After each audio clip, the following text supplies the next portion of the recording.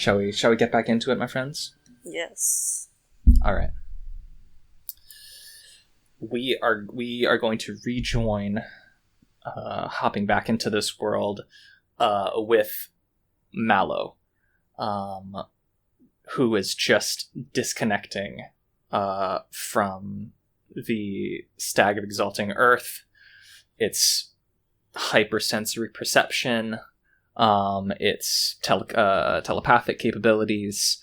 And you pull out at the very last second, having spent as much time as you could connecting with and warning the people of the Great Parade, facilitating as much of an evacuation from the city as you possibly could.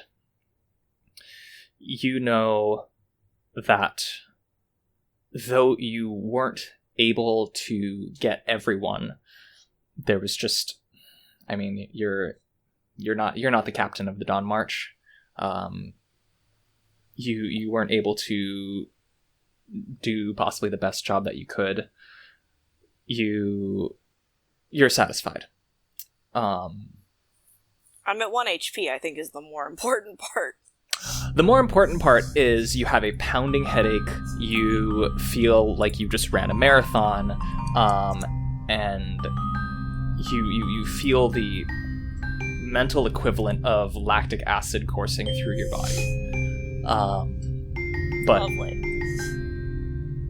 Sweaty, shaking, lightheaded, you pull your hand away from the fur of the stag. Having done your best, you look up to the city. You can hear just a faint kind of rush, almost like water in a river, of shouting, of some screams. You see clouds of insects whipped up into a frenzy by Lily. You look around to the nearby vicinity, and tents are already being collapsed, packed up. Wagons and beasts of burden are being primed to start moving in this steady stream. It was... You felt like you had to push an enormous boulder off of a hill, but it is slowly building up momentum, and time is of the essence. You see smoke over the city. Looks to be several fires have been started in different districts, coupled with the light kind of coming from the buildings. It gives a ominous dark orange glow in the night sky as the torchlight and the fires reflect off the bottom of the smoke. You have a job to do. You have to go meet Valerian at the back of the Great Parade and try convince Old Man Briar, the captain of the Night March, to raise defenses for the Great Parade's retreat. Now, yeah. I think I'm going to ask you, does Mallow have a preferred mount? Like a personal mount? Or does she kind of grab whatever horse or mule or other creature is available? I feel like probably her mom does and she borrows it. Okay. I think Mallow's used to kind of just running around. Mm-hmm. Or catching a ride with whoever's in the vicinity and going where she's going. Mm-hmm. What is your mom's mount? It's probably something weird, right? I mean, horses are weird. We established that. Well established. Yeah. I feel like it's some sort of, like, summer storm weird, like, maybe vaguely horse-shaped, but, like, more plant than the average horse. Mm. So, like, like when people paint kelpies as, like, functionally swamp unicorns. Now, I'm going to need you to explain the sentence that you just said. I don't know a single word that just came out of your mouth. What's a kelpie? What's a swamp unicorn? We need to start there. A kelpie is a horse that wants to drown you. Sometimes it has a tail. What? It's a thing in Irish folklore, and also Scottish folklore, according to Wikipedia, but mostly I know it as it's a horse, it lives in the water, and it's going to try and make you get onto it, and then once you're on it, it is also sticky and you can't get off, and then it will drown you and eat you, because Gaelic folklore does not mess around. Yeah, it tries to, like, drown you. Fuck. Absolutely terrifying. Yeah. So that's why you don't mess around in ponds, small children. Yeah, it's like a siren, except just a monster. 0% anything else. Right. It's a siren for horse girls? Yeah. Yeah. Yeah, basically. It's a siren for people who live around a lot of swamps. Fucking, okay. Describe this kelpie mount to me, please. Well, I think that it's friendlier. Like, I don't think it's quite as dramatic as, you know, some of the things I'm looking at on Google Images right now. But I think it's like it has like ferns for mane and tail, and is kind of like wet and mossy. Okay. Just like overgrown with swamp horse, lichen and stuff. Yeah, swamp horse. Okay. We've landed on swamp horse. What is this swamp horse's name? Good question. If it has a name. I don't know that it has one. Okay. Okay. You are able to track down your mother's mount. This perpetually wet, lichen covered. Yeah, I think Iris calls it friend, but mostly Mallow calls it swamp horse. Okay, that makes sense. You find swamp horse. No roll necessary. You can tell that it's anxious. It's nervous. Yeah. It's like, what's going on? It can sense kind of the tension in the air. I mean, I don't know that I have time to, like, explain exactly what's going on. I think I'm just gonna say, are you okay to take me to the back of the parade? It fixes you with kind of one eye, massive kind of shining opaline eye, and just kind of does like a slow blink, kind of nudges you in the face. I'm gonna take that as a yes.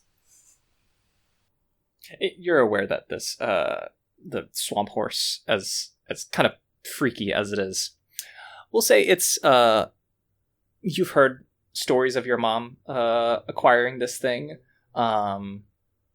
It was in a nearby bog that the Great Parade stopped by. She found it when she was a bit of a younger woman, and she kind of saw this horse and ended up just like following her for a good number of miles after the Great Parade left, and kind of just ended up taking a liking to her. And likewise, it also has taken a liking to you as well. So it will go where you tell it to. Okay. Okay.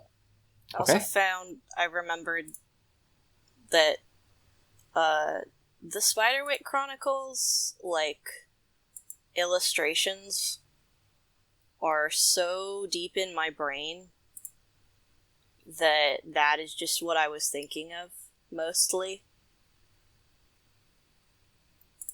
The And Spider what Chronicles? the Spiderwick Chronicles are a book series that was popular when we were children.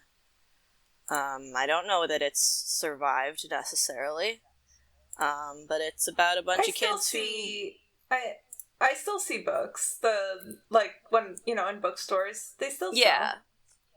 Yeah, it's like one series plus some spin-off stuff, but the thing that is relevant here is that they also published a field guide, which is essentially an in-universe document of all of the weird stuff that is in the world, and most of it is Gaelic folklore type stuff.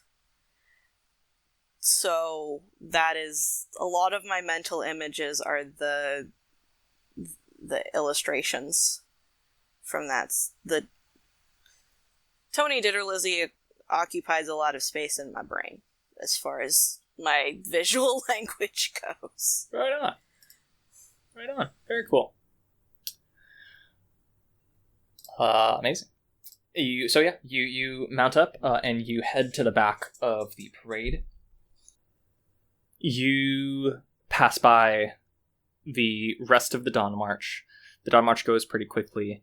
You are passing by the Day March. You can see lots of shopkeepers and shop owners, merchants packing up all of their wares, saddling up their horses, making ready to leave, calling for friends, family members who they can't see. And they see you as you ride past. Some of them try to shout to you, what's going on? We heard your voice. Just gonna wave and be like, I gotta go. I'm not stopping. Sure. Hey, they see swamp horse. They know they know what swamp horse is. Nobody's gonna try to stop you or fuck with you. Do not touch swamp horse without swamp horse's consent. That's right. Hey, nobody wants to touch swamp horse anyways, except for you and your mom. You pass the Day March. You get to the Dusk March. You see lots of the revelers, city folk pouring out of the different tents. The massive tent buildings themselves kind of collapsing in on themselves. You see food stalls and sweet stands, bars, ale houses, all being packed up.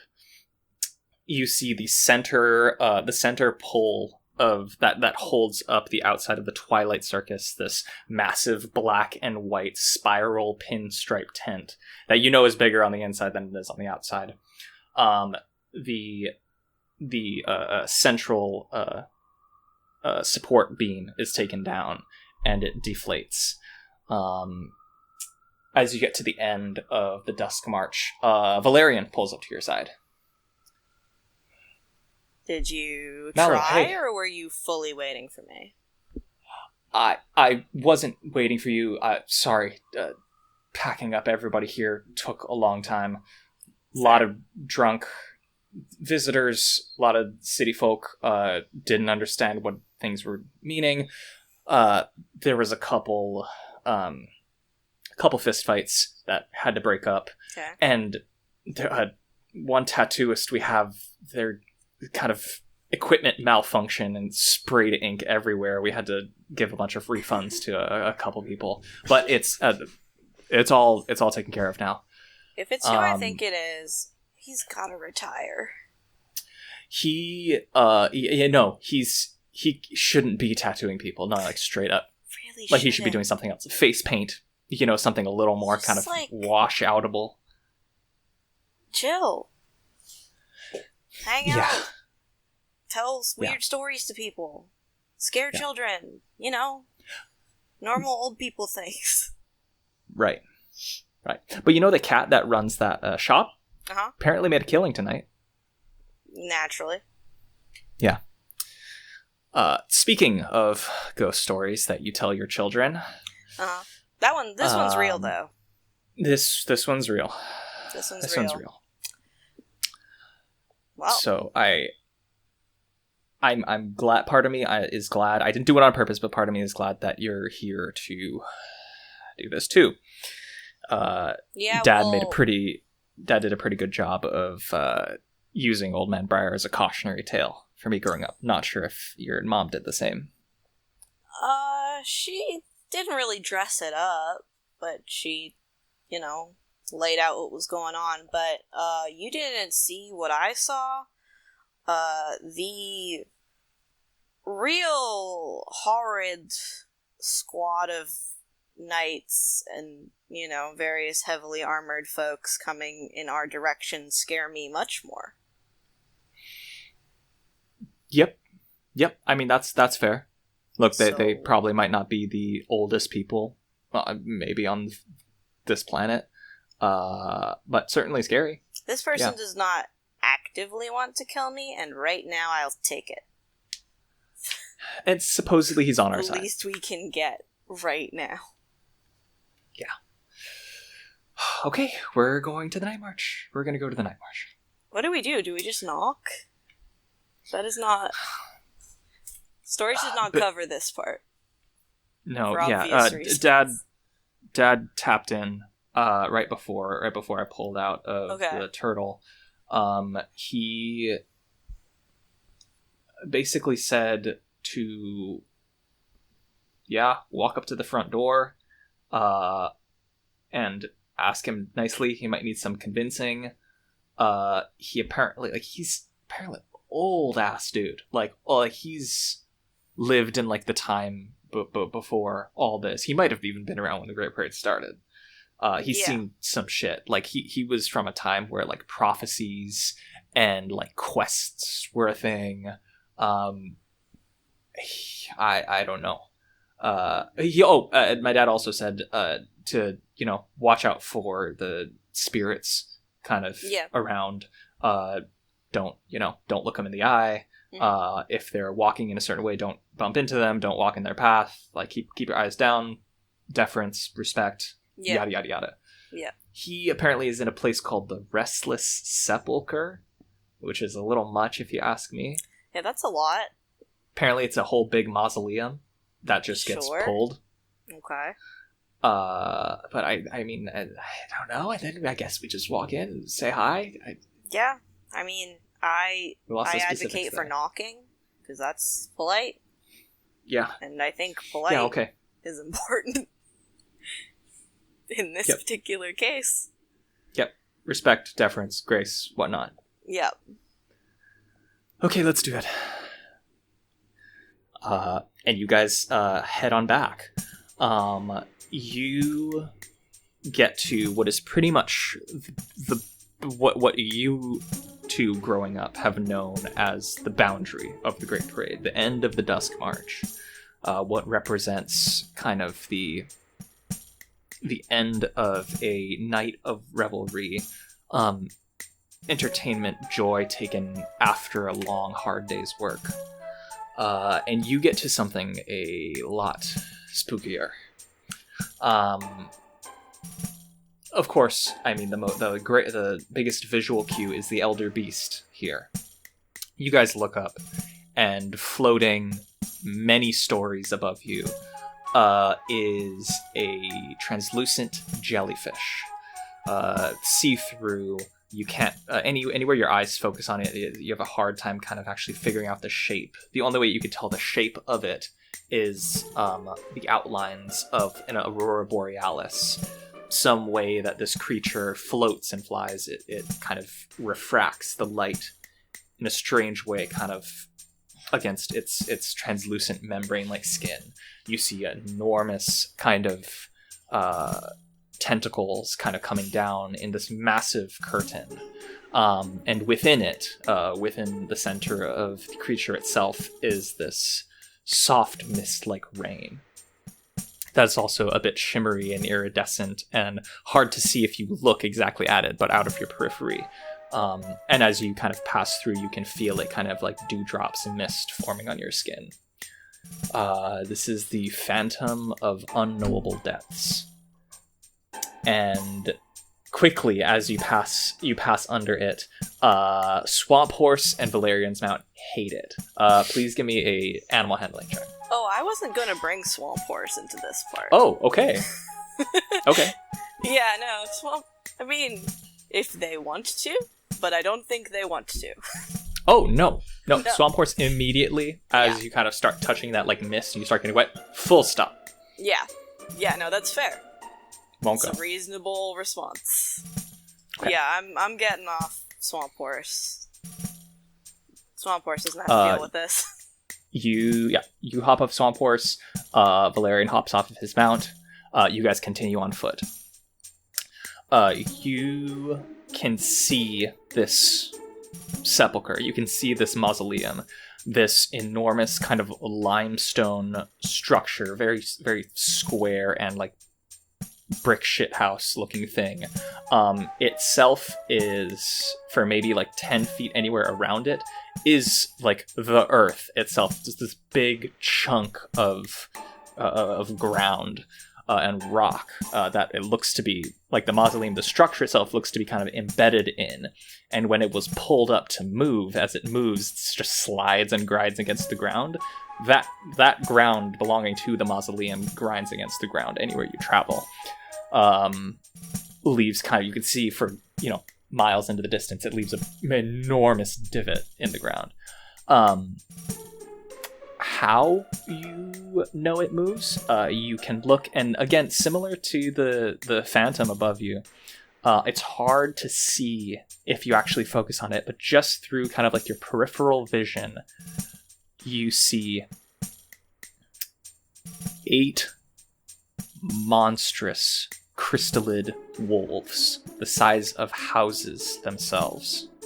They are currently sleeping, curled up, kind of in an array, almost like a spread, in a fan in front of the mausoleum, and you see these massive black chains connecting them to the wall of the mausoleum. From the wall of the mausoleum, running out to a massive spiked black collar around each of their necks. And they seem to be just sleeping. Around the mausoleum for a good, I don't know, maybe say 500 feet, 400, 500 feet, are fires, campfires, that burn with a ghostly pale blue flame. And sitting around them, probably numbering, from just what you can see now, in the hundreds, maybe close to 1,000, are spirits, kind of translucent humanoid shapes that sit kind of solemnly, cross-legged, kneeling, standing in front of these fires. A couple, kind of walk back and forth. You can kind of parse out that there look to be camps, like different collections of spirits around each of the fires, and there look to be maybe 20 fires total that you can see, and it's silent.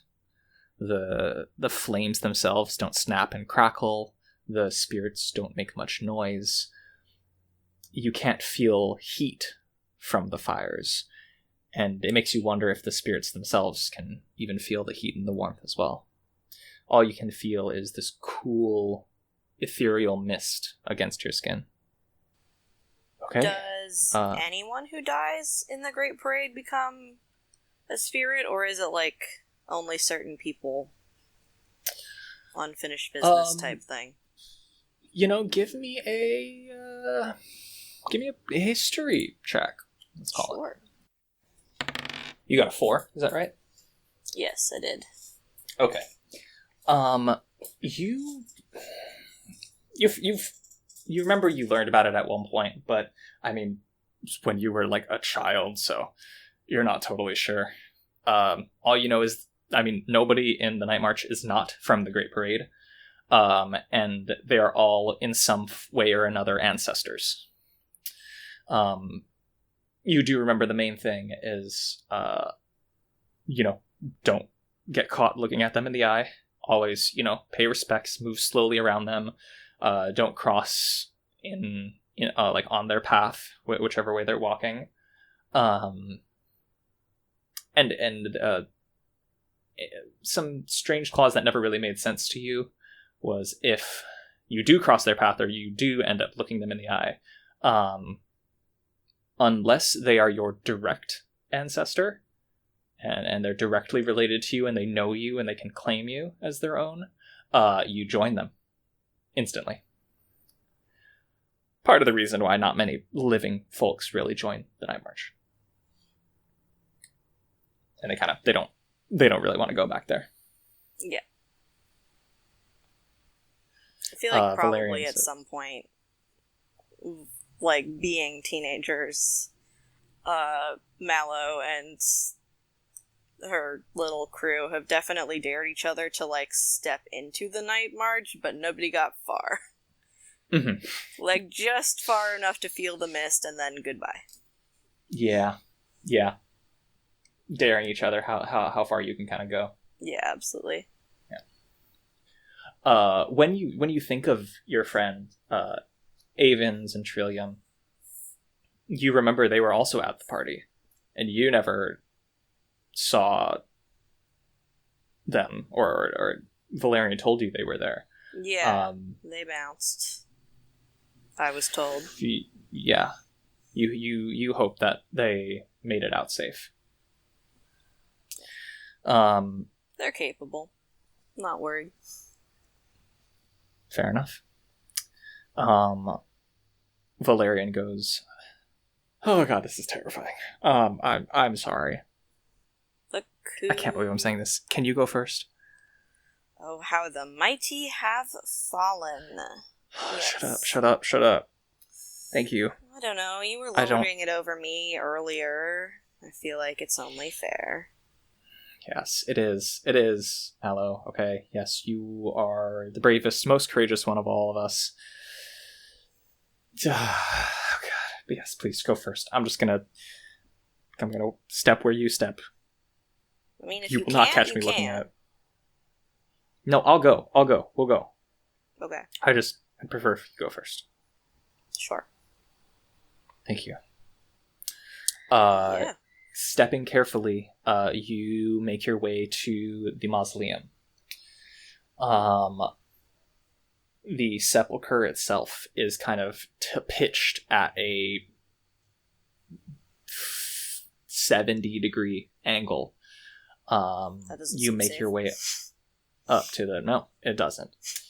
You make your way up to the massive chunk of stone that is embedded beneath it. And from the flat ground you walk on to the chunk of earth, which on the surface fully has soil, grass, flowers. There looks to be a little garden. Even a couple like headstones outside. Is maybe like a 2-foot, 3-foot gap that you kind of have to jump up. But you guys make your way through, keeping your heads down. Only once or twice you kind of come close to these spirits. Out of the corners of your eye, you can see as you pass by, they do turn what you presume to be their heads, and they look at you. And they don't make any moves. They just kind of watch you. While they do kind of once in a while gesture, you can see like with their not non-verbally, they kind of lean forward, maybe hunch their shoulders, turn their blank faces to one another, in a pantomime of speaking, but you can't hear anything. It is dead silent here, except for the crunch of gravel and dirt underneath your feet. You come close to a couple kind of meandering back and forth, but no roll necessary. You are able to get to the sepulcher. You climb up. Yeah. you really have to kind of steady yourself because of this wild angle that this building is at. You slowly make your way up like the granite walkway. You get inside. It is a small chamber.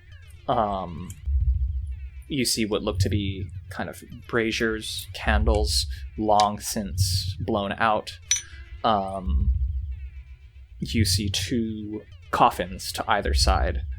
These massive kind of marble structures. And a stairwell that looks to go underneath. It looks to go into the ground.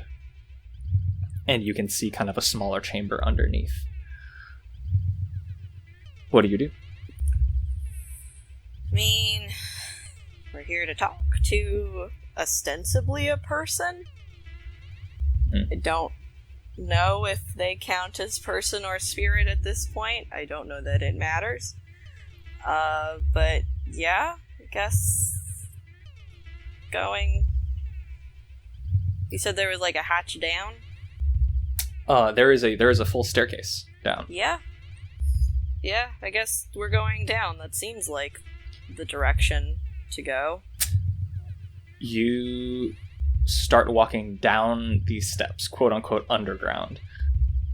In this weird kind of geometry and perspective of this place, you are now walking at a slight, like almost kind of flat, or almost even like a bit of an incline still. Gravity is very wonky in this space.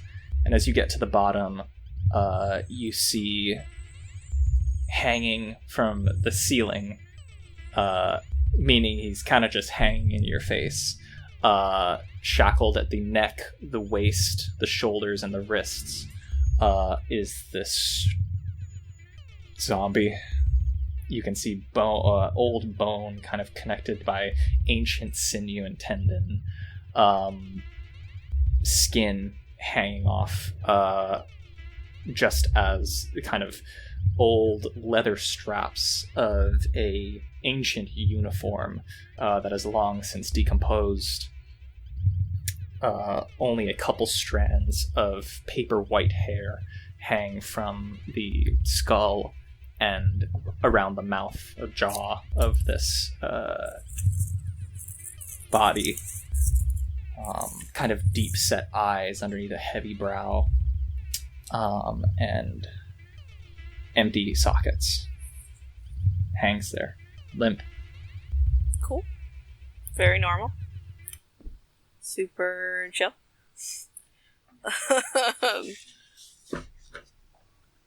Don't have a door to knock on, so I guess the next best thing is knocking on the wall. Mm-hmm. So I'm gonna do that, I guess. You knock on the wall. Yeah. Nothing happens. Okay. Does this person look... This no longer alive person look sleeping? Or like something more magically weird than that? Give me a Arcana or we could do Wisdom. Give me like a Perception check or an Insight check. Nobody told us, like, you have to ring this bell 4 times or whatever. Nope. That's a 20. That's a 20. Looks to be inert is the best way you can put it. Okay. Dormant. How does one wake up a dormant zombie? I don't know. I guess the question more is, how does one politely wake up a dormant zombie? Because I can think of lots of ways to do it not politely, but the brief was politely. So, yeah. Is there, like, something that makes noise? Like, am I looking at, like, a bell or, dunno, some sort of magic-looking thing? Not really. I mean, there's this ever so slight sway to this body, like from the chains hanging from the wall, but also kind of the ceiling. But other than that, not really. Okay. What if you just talk to him? Hello? Captain Briar? We, need to ask you for help because there is a, hostile force approaching the parade, and we may need a bit of security. Your words kind of ring out in the small chamber.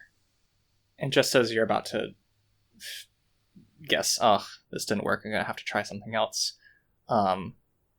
slight twitch to the jaw, slight twitch in the fingers, and that same blue ghostly light that you saw from the campfires outside, a light in those dark sockets, and trail like vapor into the air.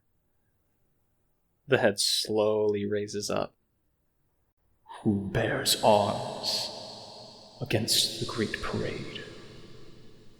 I'm not entirely sure, but my assumption is the church in Tekerot.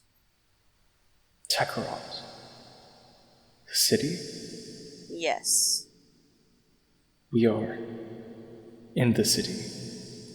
We have been falsely accused of murder. The solarium has, actually. Wow, yeah, that's true. I guess the Valerian solarium... We do not consider the solarium to be part of the parade, do we? It's loose. Technically, yes. Valerian pipes up and says that behind you. Yeah, the solarium. Old Man Briar kind of turns his head jerkily, looking at the wall, but kind of pantomiming, trying to look outside.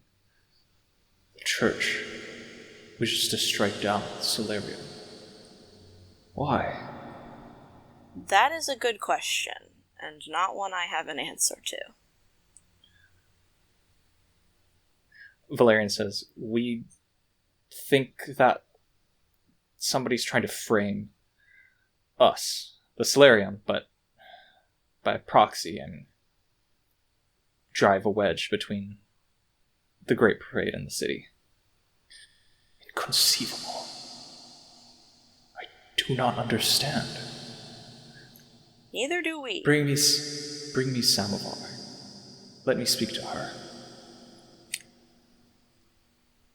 Which march would that be? You make a history check. Like, there's no way that person's alive. Smell is immediate, like, ooh, I gotta go find a dead person? Cool. History? 9. I'm apparently bad at history. Samovar, what the hell? What is that? You don't know a Samovar. Oh. Old Man Briar goes, you said we are in the city. Bring me Samovar. She will see reason.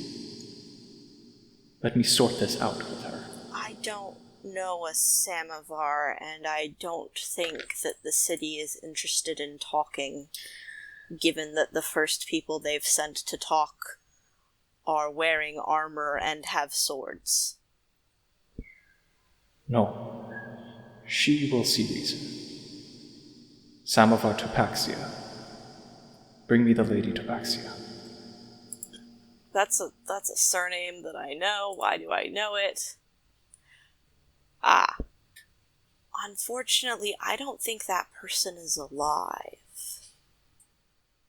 Valerian succeeded his history check. Okay. Good for him. He goes, hey, 1 second. Old Man Briar, please. Grabs you by the shoulder, brings you into a little huddle. Hey, sorry, totally forgot to mention this before. Yeah. There is a Tapaxia nearby that we can talk to. Is it the one that is definitely mad at us? Yeah.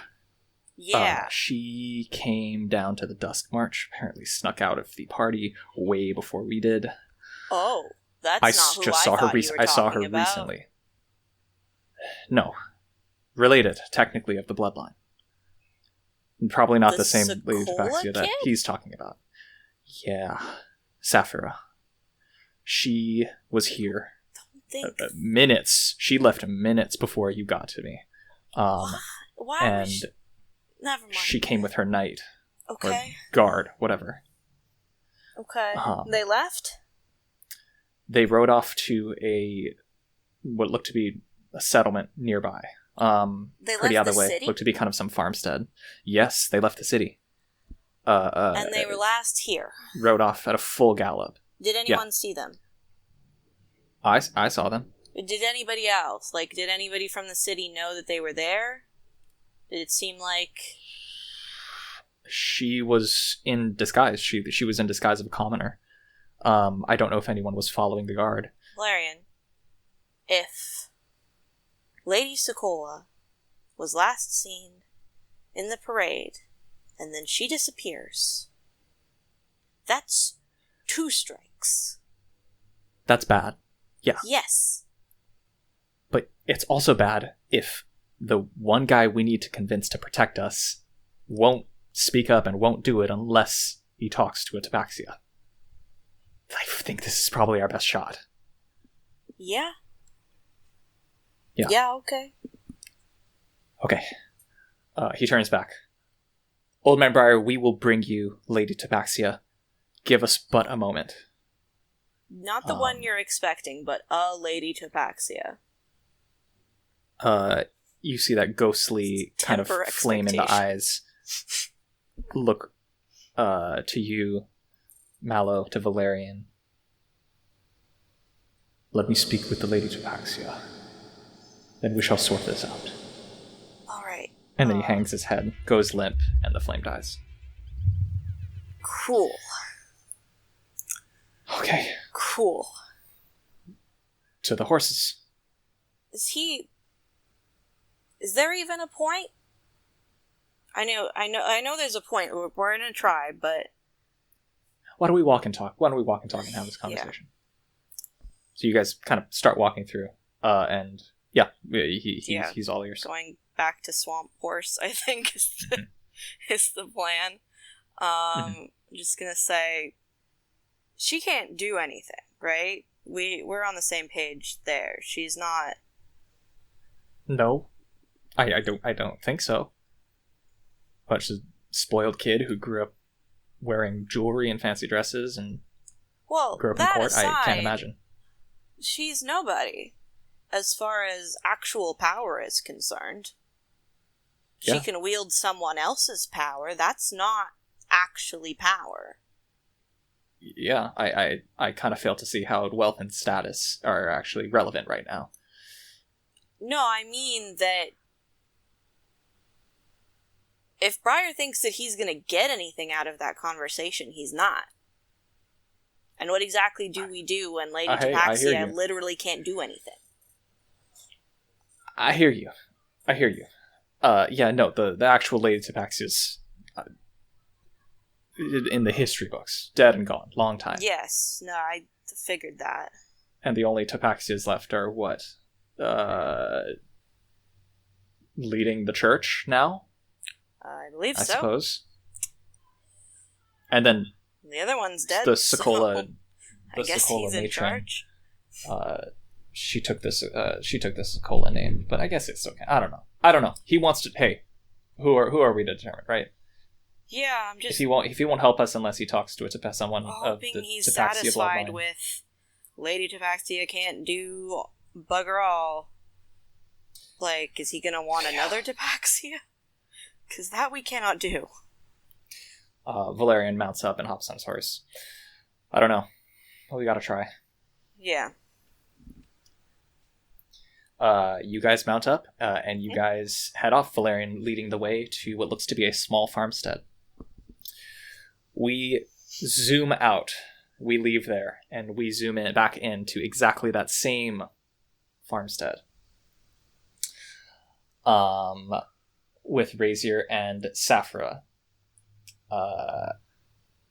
Rosseart riding the mount, one arm, death grip around Saphira's waist, not allowing her to jump off. You guys pull up to what looks to be a farm. This is a small kind of homestead settlement. There is a central kind of farmhouse. It looks to be a 2-story building. Nearby are 2 large grain silos. There is a mill. Smaller, what you believe to be kind of farmhand housing scattered around. There is a nearby well, which looks to be kind of in the middle of this dirt road intersection. A barn is off to the side, this low, wide, long building, and acres and acres of green wheat fields splay out in front of you. Razor, you are the one driving this horse. You are looking to protect Saphira, keep her out of harm's way.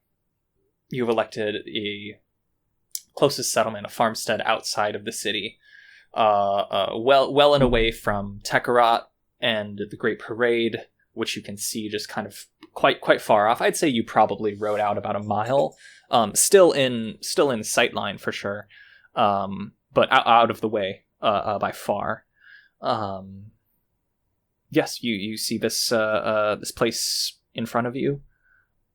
You can probably surmise that some people live here, commoners, and your best guess is whatever family who operates this farm. They wouldn't own the farm by any means. Agriculture and all kind of grain production is under House Burial. They're the ones who manage and maintain these properties, but the family that probably operates this one, you would guess, is probably at the farmhouse. There's a possibility that you could introduce yourself, and they will take you in and help hide. You are not sure. You don't know how much they've even heard of what's been going on in the city. It's been mere minutes, close to an hour, perhaps. But yeah, the call is up to you. Okay, I'm gonna slow Stormblood down a little bit more, and I'm just gonna lean forward a little bit and whisper to Saphira that you shouldn't try anything. All right, you have to keep calm, keep collected, and find safe refuge. All right. What? What do you... Okay. What actually happened? Look. What are you scared of? You know want this. To keep me safe. How am I supposed to be safe if I have no idea currently what's happening? Look, the Archbishop's dead. You know that. Yes. But there's something else going on. Okay, what? When I was there, I was the only guard there. Do you understand when it happened? The only one, except my sister.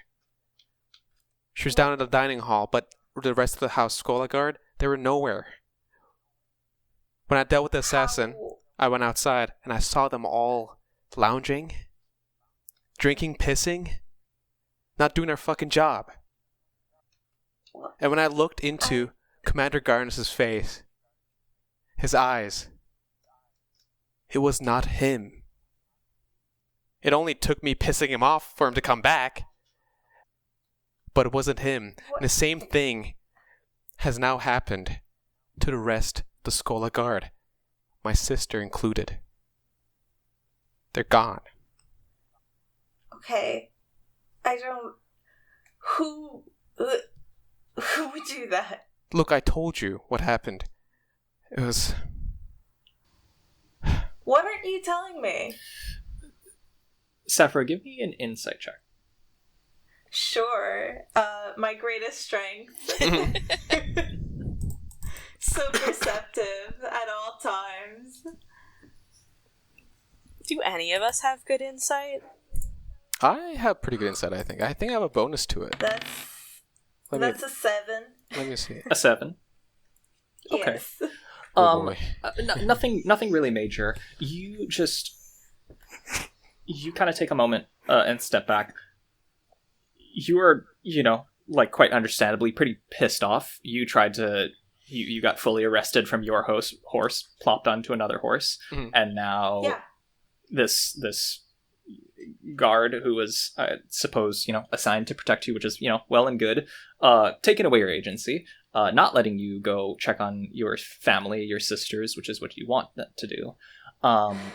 But as you kind of look into his eyes and you've heard him try to explain what was going on, he seemed to defaulted to what the next task was, what needed to happen. He needed to keep you safe. You look into his face and you see that he is torn up inside. He's it's taking a lot for him to explain this. He himself is overwhelmed, confused, unsure. He's trying to make sense of what is all happening. He is feeling just as unmoored, if not more than you are. I push him just like a little. Push who? You!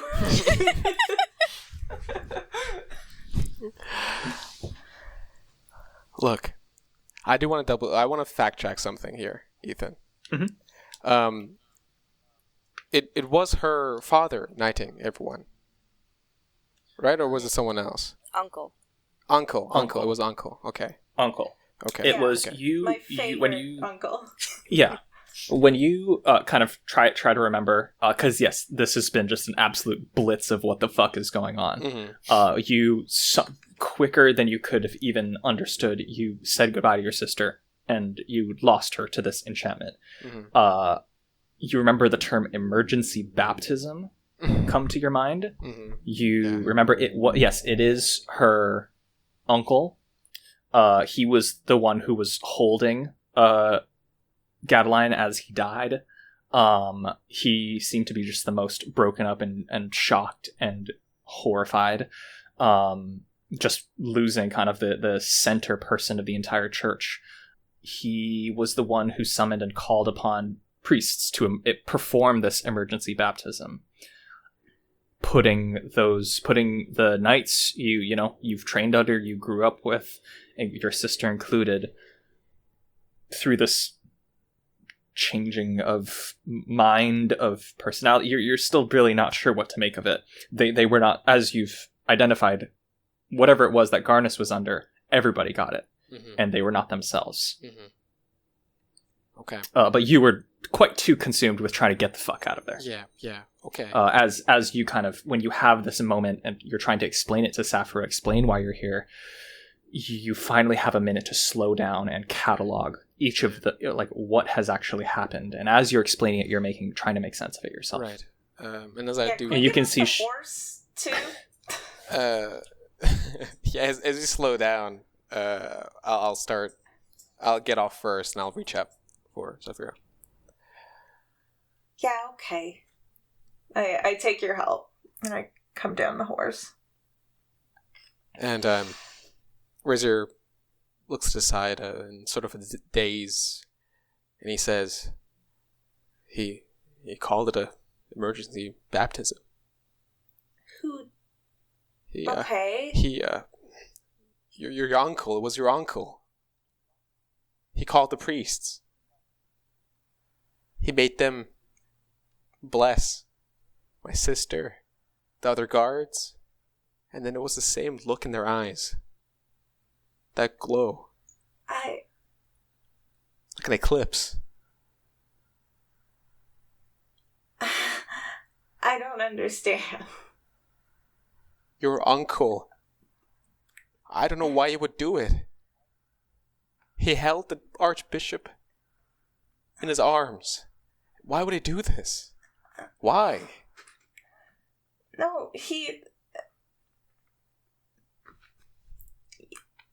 it's got to be a misunderstanding. How? Razor steps back a little bit. I saw with my... I was there.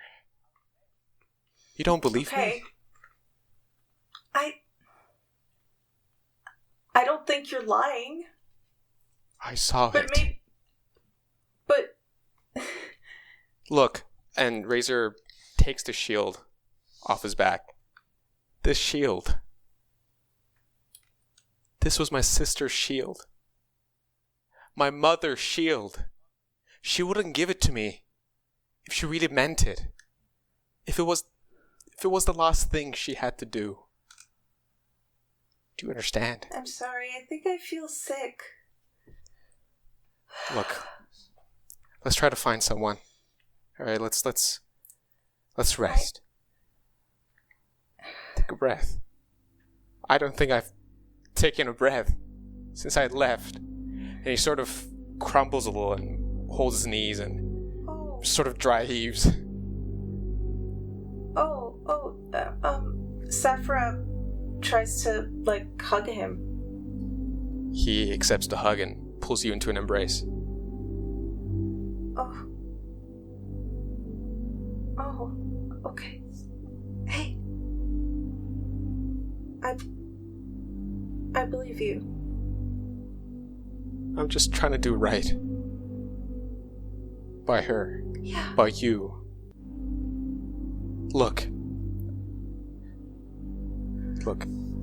whatever you wish to do right now, I will be with you until the end. Could I make... I don't know what it would be. Maybe it's also an inside check. This is a lot. Yeah. I have only ever had wonderful moments with Uncle Legs, as far as I remember. I can't imagine him being... I mean, he's not like the other priests, you know? Like, he's more open, I thought. Yeah. Yeah, make an insight check. Or it could be intelligence as well, you know, kind of ruminating on that. Yeah. Make a let's call it a... Well, okay, what are you exactly looking for? What is the question? Okay. What are you trying to suss out with this roll? I think I'm trying to think back, and I'm trying to sort out Rosseart obviously telling the truth and obviously struggling with it, and I'm trying to reconcile that with my memories of my uncle, and I'm trying to see if there's anything retroactively that I can think of that could make this make sense to me. Sure. Give me a history check with advantage. Yeah. Okay. That's a 24. That's crazy. Wow, dude. Yeah. That's hot.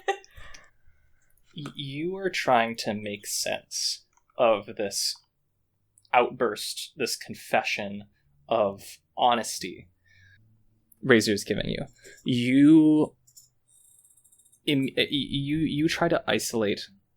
Uncle Legs is being brought up a lot. The main thing that Razor is hitting on is it seemed to be he facilitated a casting of some magic, of some enchantment on his fellow guards, on his sister, something which implied a parting, like a forcible parting. And I mean, you know that your Uncle Legrand can cast magic. That's not a huge thing. He performs miracles. There's a reason why he's second in command of the Church of Tekenu. Now first in command of the Church of Tekenu. You think to emergency baptism.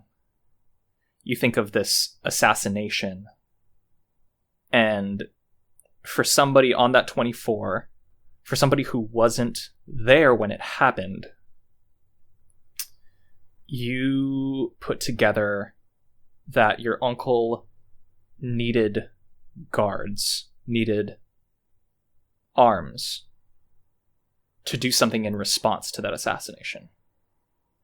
What I think Rosseart, what I don't think kind of Rosseart held onto, and kind of elucidated in his explanation, because from his POV it wasn't the most important thing. When your uncle needed to summon up arms quickly, it sounded like, in some reaction to the assassination, the only thing you can think of is he's going after someone. He's trying to muster the forces of the church and try to probably to strike back at whoever assassinated Gadaline. That makes sense to you. But, I mean, the church doesn't have forces. What does, like... Well, they don't have any military might. Like, that they're not they don't have barracks. That's for the city guard. That's for your house guards. And then you wonder if with the political magnitude of an assassination at your home at the convenient time where the Great Parade has sent its dignitaries, you wonder if the Great Parade had something to do with it. If the Great Parade had something to do with it, you could foresee a massive ripple effect happening across both peoples and both civilizations. You look out to the sky and see kind of that orange glow against the clouds of smoke that are rising quicker and more frequently than you've seen previously coming up over the city. I think in this moment, in this quiet, outside of this quiet farmstead you put together, something big is happening. Your uncle is someone at the front of it. Rosseart barely escaped it. And he's running from something. He's running, or it looks to be he escaped, or he was given a chance to escape this call to duty. Which strikes you as odd, because, I mean, for as long as you've known him, and not sure how much attention you've paid, like, Rosseart has always stuck to duty. Honor has always been a big thing for this person. So you come to some conclusions, you come to some answers, but you also come to some more questions. Mm-hmm. Okay. So... Yeah. Do they think it's a member of the Solarium? I think so, yeah. The assassin was wearing the robes of one of their members.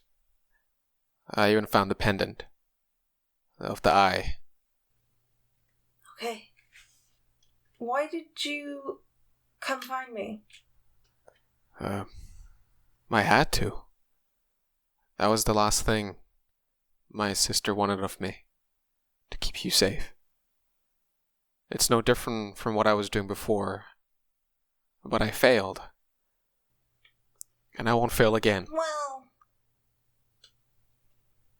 it wasn't really fair to you, to be honest. Sorry. My shoes weren't there. I don't know if you put that together. No, it was my fault. I could have foreseen that, but I didn't. And you can sort of see see him sweating a little bit. Sort of pushing himself. You can't predict exactly the ways that everyone around you is going to be an asshole. He clenches his jaw and says, I need to learn how. No! I need to be better. Look. And he gets up and starts pacing back and forth. I need to be better. You can blame me, you know? That's allowed. Just a slight shake of his head. Why not? I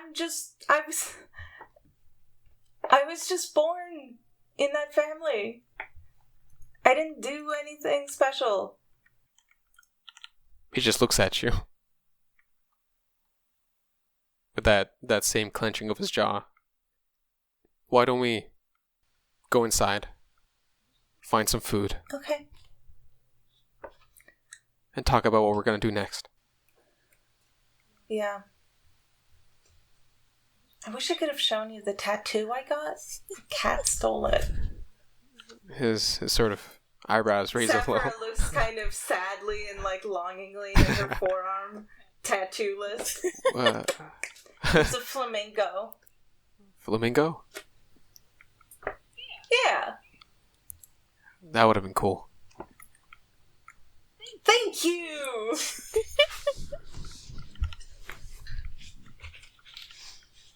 Well, Okay, after you. Let's go in. You two make your way to the farmstead. I wish I could have shown you my tattoo, but a cat took it is the wildest sentence I've ever heard in my life. Hey, who GM'd that, huh? That's great. No, it's perfect.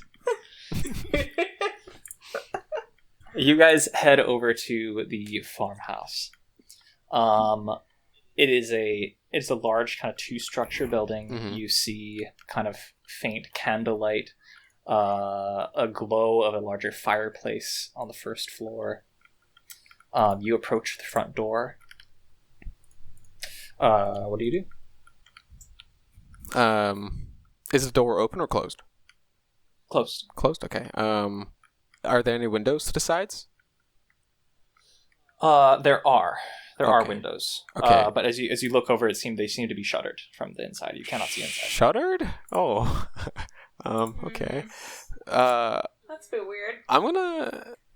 Why is it shuttered? Is there anyone here? Are they I mean, protecting themselves from something? I'm just... I've literally never been this far out of town before. Yeah. This is not... They don't do this normally. The Yeah, wood on the windows thing. I used to go out with my father and sister all the time, but I don't remember this building. Alright, let's just knock. I don't... People open doors for me. I don't know what to do to make Oh, that okay, happen. okay. They Never just do mind. it. I'll do it. Normal. I'll do it for us. I'll knock. I go ahead and knock on the door. You knock on hello, the door. anyone in there? You hear a shh, quiet, some footsteps, and you hear a deep voice go, "Who's there?" Knight Rosseart Fellbloom. He sort of stutters a little bit saying that. The nerves getting the better of him. I'm currently looks back to Saphira. Currently escorting Saphira like shakes her head like, don't say who I am. someone important. And we seek lodging for the night. No street give smarts. me None. give me a persuasion check, Okay. and do it with disadvantage. What? I'm a You're glorious still knight. How exhausted. dare they? I'm gonna kill Still them. exhausted. Okay, no, I won't kill them. I won't. Okay, I'm a knight after all. I don't do that. Let me see. Okay, God, Roll20 is so laggy right now for me. I don't Okay. know why y'all are using Roll20. I'm just rolling dice. Oh, you fucking madman. Okay, persuasion with disadvantage, you say? Yeah. Okay, let me actually do this properly. Disadvantage. And then... Boop. What did I get? Okay. 18! I got an 18 with disadvantage, baby. 18? Let's Wow. fucking go, dude. That's not That's bad. quite good. Hey. You hear some whispering from inside, and slowly the door opens. You look inside and you see a family. Looks to be kind of a man in his late 50s, graying hair kind of around the side of a balding head, big scruffy beard, and just workers' clothes. holding what looks to be kind of like a rusty short sword. Kind of pokes like a wary eye out. You glance kind of through the crack behind him. You see an older woman, kind of small, kind of stooped back, curly hair, and what look to be kind of 3 children. They are sitting by the fireside and are all kind of looking anxiously outward. Is there something troubling you? Sort of cast another worry eye behind the man. We heard the word from the city on the beacon. His Holiness is dead? Killed?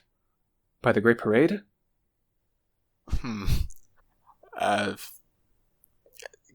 I cast a sort of nervous glance at Sophia, and I turn back at the man.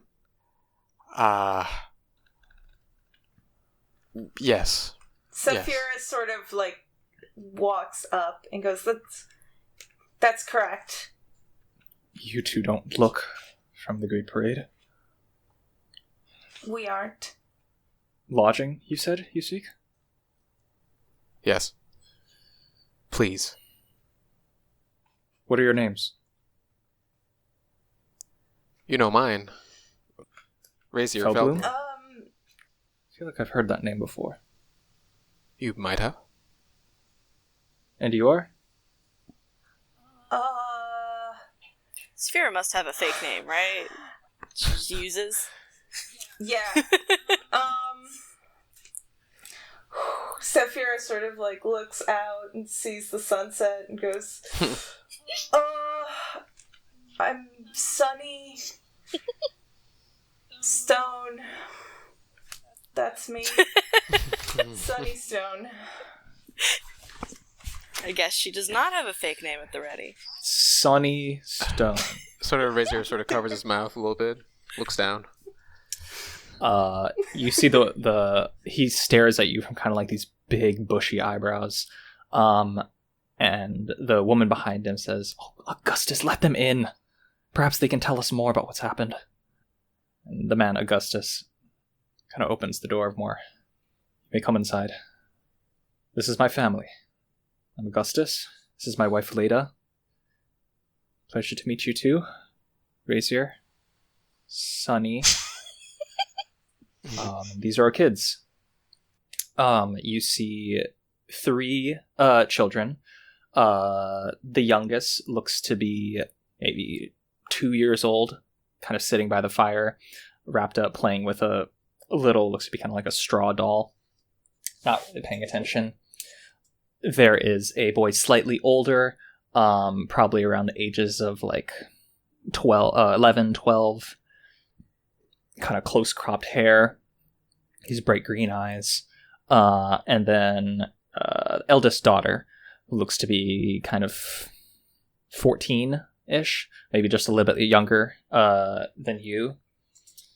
And she seems to be she has kind of like that eldest daughter perception about her, kind of trying to take in who you are, giving you like a deep, thorough scan. Do you pose a threat? Who might you be? You can see her eyes kind of fall on you, Saphira, and look to the pack that you're kind of around your shoulder. And you can see your spanner and a couple of your tools that you got from the shop are poking out a little bit, and her eyes kind of cocks her head to the side.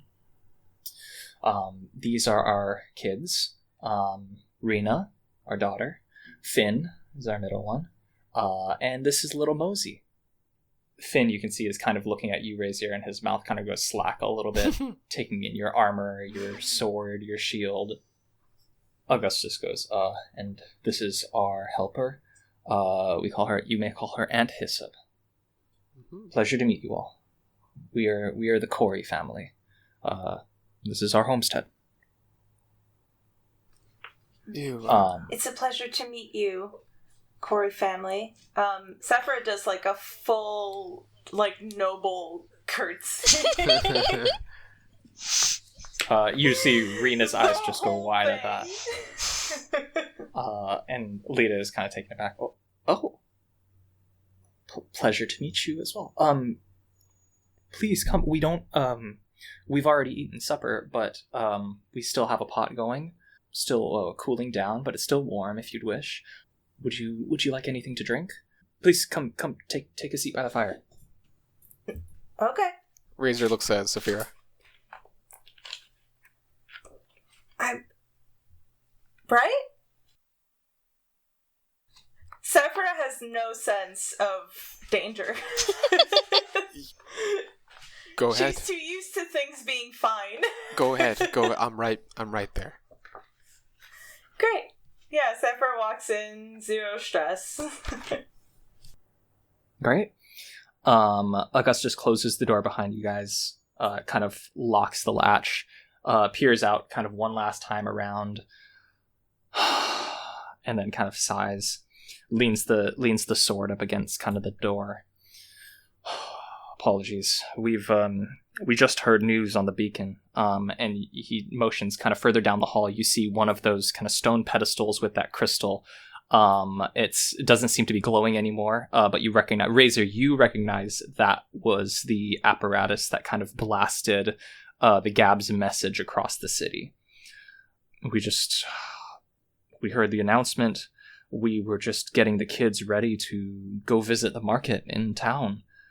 But then that came in, and we boarded up our windows. We told all of our hands to stay indoors. Do you must have come from the city. Do you know anything? We're quite in the dark here. We don't know if it's safe. We don't know what's going on. Razor will just say, "You're safer here than you would be in the city. You did good staying here." He leans against the doorway, folds his arms. Right. Are we still safe? And then Finn speaks up. Are there great paraders coming to kill us? Finn, no! Stop that. Probably not. Right? Saphira sort of turns to Rosseart and sort of... Razor, everybody's looking at you. Probably not. Well, my guess is because, well, this place looked pretty, I don't know, abandoned to me from the outside. At the same time, if they do, they can fend them off. Fend who off? Anyone that might wish us unwell. You're quite young. Both of you. What were you doing outside the city that made you want to come to our door? Oh, we're not that young. We're just good at skincare. Cast a glance. Sharp glance. Everybody looks at you. Lita goes, right. Sunny, you said your name was? Yep. You said you had a pot of food boiling, right? I'm starving. Me too. Please. We do. Him probably more. Yes. I haven't eaten Reno. since the morning. What? Razor, that's just not true. Fully not true. Really? Oh, no, I did stuff my face. That's true. The lady. I remember now. Hey, look, it's been a busy time. It's been a busy time. My stomach's growling. No, but you say that, Rena, later goes, Rena, would you mind? Rena steps forward. I can get you guys some stew. Here, come, follow me. And she walks, heads off to the kitchen, gets a pair of wooden bowls, some thick wooden spoons, and serves you some. Serves you some kind of very, like hearty, potatoes, leeks, carrot stew. You can see some bits of meat in there as well. Hands you each some. It's not, it's not the most amazing thing you've eaten, but it's warm. It's filling. Very makes you wolf it just down. a bit. It doesn't make you sleepy. It definitely, a full stomach allows you to just kind of release a little bit of tension that you didn't know you've been holding. Rosseart finishes in like 30 seconds. And then he sort of returns the bowl, wiping his lips. That was delicious. Thank you. Yeah, Saffron fully, like, doesn't use utensils, like, after the first couple bites. Just grabs the bowl and, like, drinks it. Yep. This is really good. Aunt Hyssop goes, "Oh, you two are too kind. Would you like some more? There's plenty. You should eat your fill." Yeah, I can have more. They refill your bowls, and you guys eat till you guys have full stomachs. Amazing. These people are nice. Yeah, maybe too nice. No, they're great. No, I have a full stomach. I'm happy. It's okay. Augustus kind of sits down. He seems to kind of have been relaxed. But yeah, both of you who have kind of lived the majority of your lives in the city, this is the first time you've kind of been exposed to like this hospitality from like a stranger. And it feels quite warm. It feels comforting. It's not, there's no pomp, there's no ceremony, there's a freedom. You can just kind of be yourself, be casual. It's nice. But of course, I mean, the entire time they're all still kind of eyeing you out and looking at you. Raise your into your third bowl.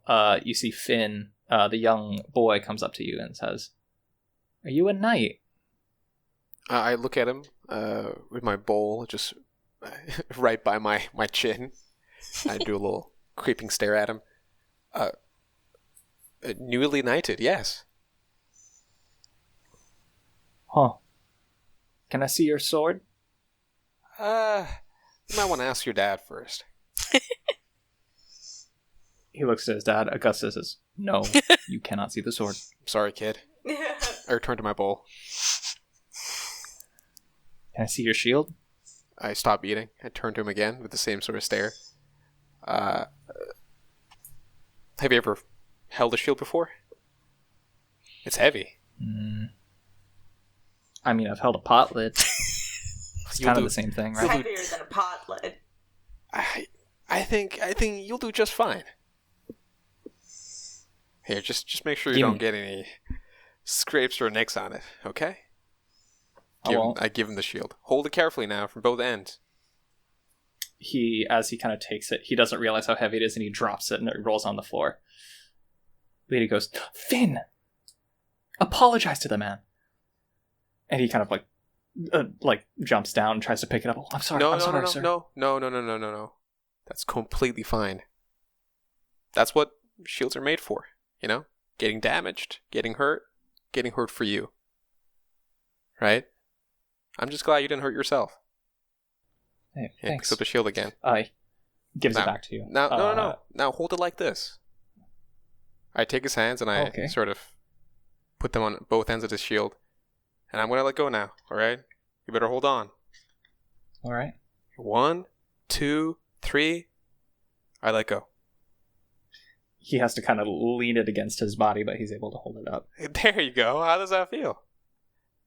Heavy. Can you take it, please? My arm's going to fall off. I take it from him and I put it back. You're really strong. Well, when you grow a little older, I don't know, how old are you? 12. Oh, just give it a few more years. You'll be stronger than me. I bet I can eat more stew than you. Are you sure? How many bowls are you on right now? He looks to his siblings. I'm on my 10th bowl. 10? Rena goes, "That's just not true." Yeah, no. Obviously not. 10th bowl, but Finn goes, what does he say? "Second. I had Second bowl. to. I couldn't quite finish it." Aww. Hey, look, kid. I think give it a few more weeks, and I think you'll get up to your 4th bowl. thanks. When I was your age, I could only eat 8. You know? But now, I can eat as many as I want. But of course, I won't do that to this family, or your beautiful family. I'll finish with this final bowl. I promise. And Hyssop goes, "That's very sweet of you, Rosseart. Thank you. It's quite the compliment to see somebody eat so much." It's absolutely delicious. Thank you again. You see, you kind of hear like a clicking down the hall, and you see a small crystallid dog comes waddling up. Oh my god. Rena walks over and she goes, "Oh, this is Aggie. He's a bit shy. He doesn't like strangers. But he's a good dog. Aggie, go say hi." The dog kind of like very nervously kind of goes up and sniffs you. You can see it's the face is kind of like normal, but kind of down to the feet is similar to the cat Genius, is kind of held aloft by some kind of like quantum locking, as the crystallid legs kind of just float there, giving it a little bit of suspension. And then a nice a bushy tail kind of wags back and forth. Oh. Sapphire immediately goes to the puppy, of course. Starts sniffing you. Hi. Hey. Licking your face. Ooh. Oh. Careful, watch Aggie, the freckles. down. Don't. While Saphira's doing kind of- that, Razier's going to walk up to the shuttered windows and sort of peek out a little bit and gaze out. You manage to gaze out kind of through the slats. Augustus comes up behind you and says, "You said you were guarding someone important." This Sonny kind of looks back, sees Sapphira with the dog. "And I know no regular street urchins walk around with a guard such as yourself. Who are they really?" No offense to you, sir, but that's only for me to know. "No offense to you, sir, but I feel like I have a right to know who has entered my home." They mean you no harm.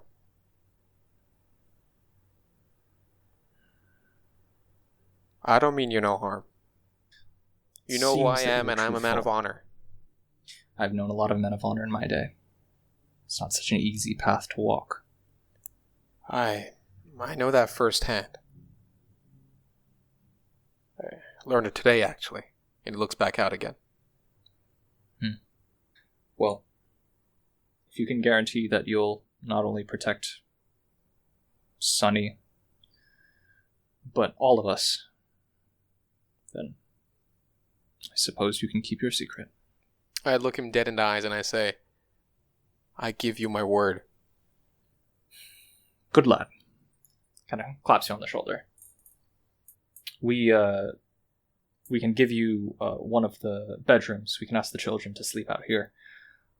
It'll just take us a moment to kind of get everything ready.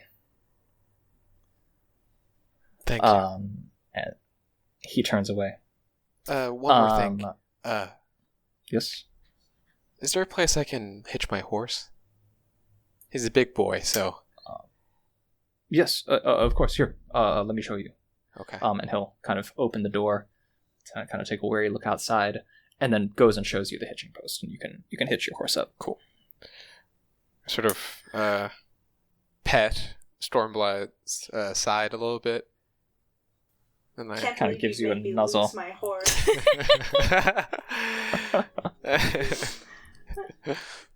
That horse has never gone so fast in its life.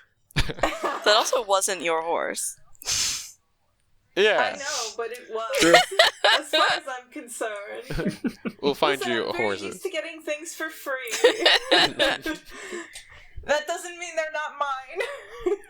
Sapphirina comes up to you and says, Sonny, I've got something to show you. Would you come with me? Okay. God damn it. I could roll insight, but it feels No, do your useless. do your thing. They take you outside to the back of the house. No. And into, you can see kind of a small like herb garden Goddamn. nearby where they've kind of just like, they kind of growing herbs, vegetables, produce, just for the house.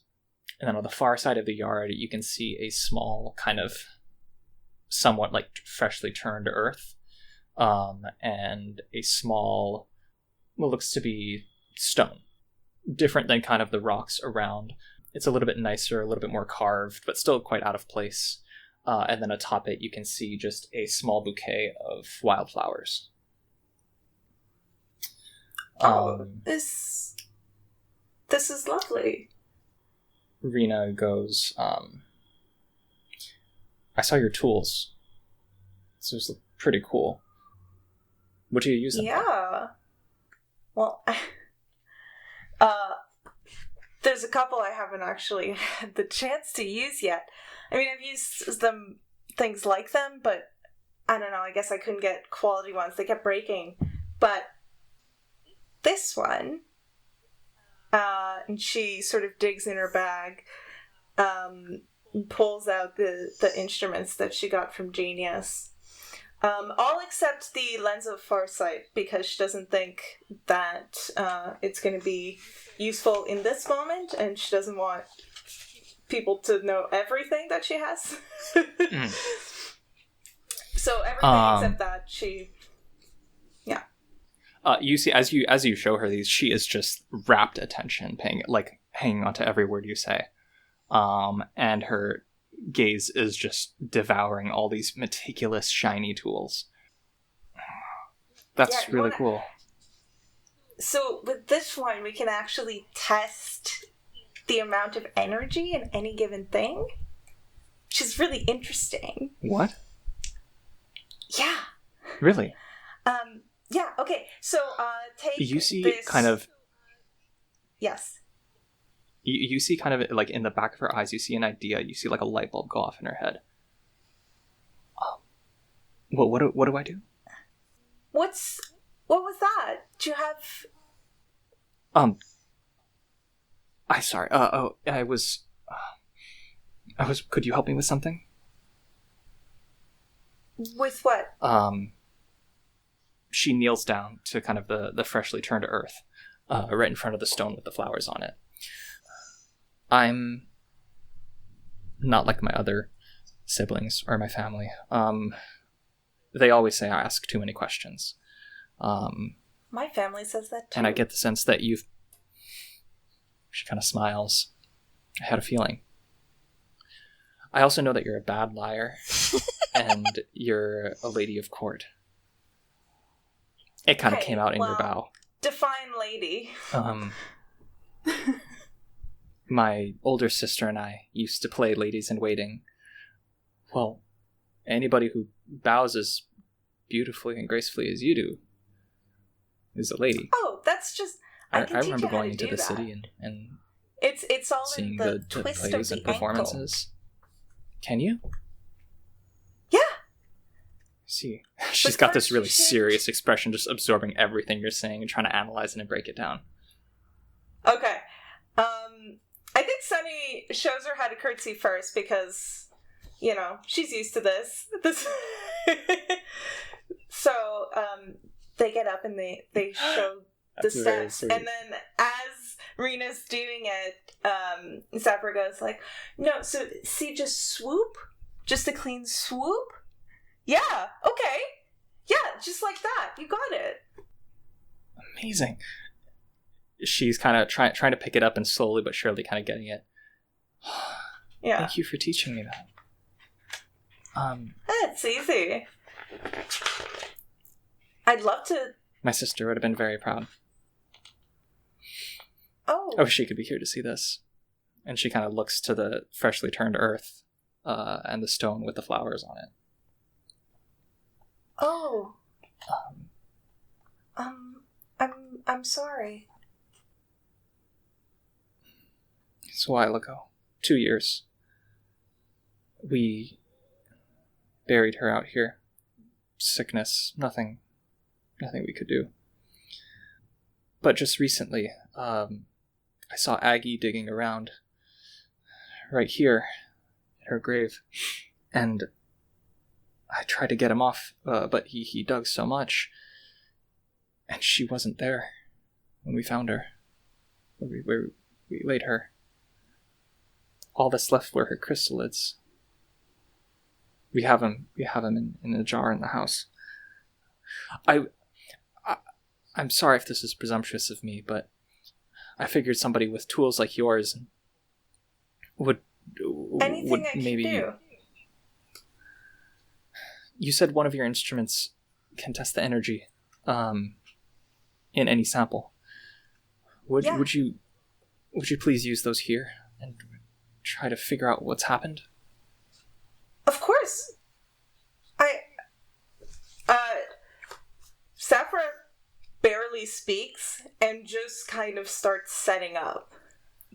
And she kind of gets in the zone. She's very methodical with how she sets up all the instruments one by one. Everything's very organized. All of a sudden, everything's very straight and neat and tidy, exactly in its correct spot. This is the only thing that Saphira applies the amount of meticulous detail that her mother wishes she would apply to everything else.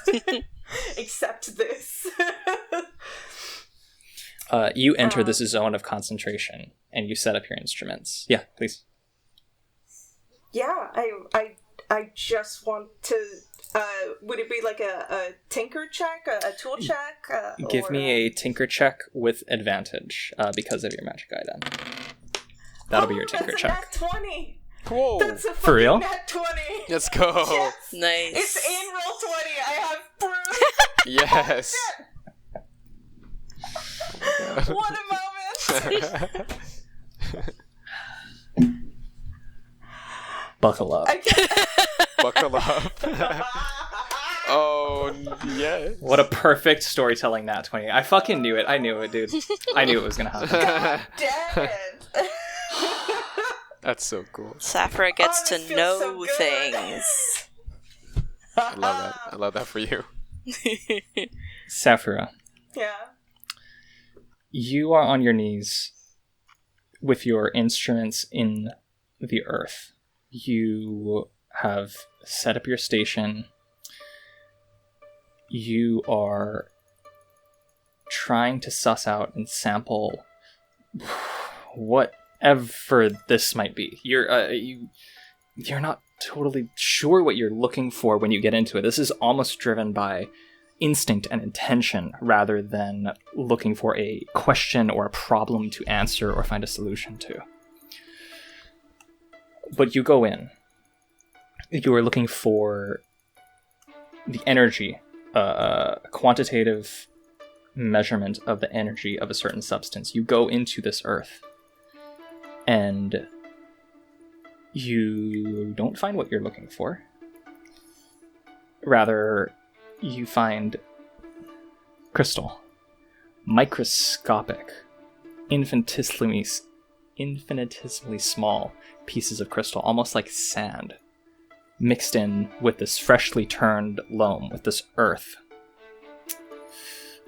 You take a look at it. It is almost like a more physical, more mechanical application of detect magic. These microcrystal particles carry just the faintest hint of transmutation magic. But it is so pervasive against the ground that it's natural. It does feel natural. It's not like somebody put these here. It is a part of the soil. It is a part of get ready, the ground itself. This transmutation energy, there's no script to unravel, no arcana to read. The intention of it seems to just be a mechanism that slowly applies a downward vector of force. Just a slight push down. You read that loud and clear. This is odd. And what's even more odd is in the very back of your mind, you could have sworn sworn you've done this before.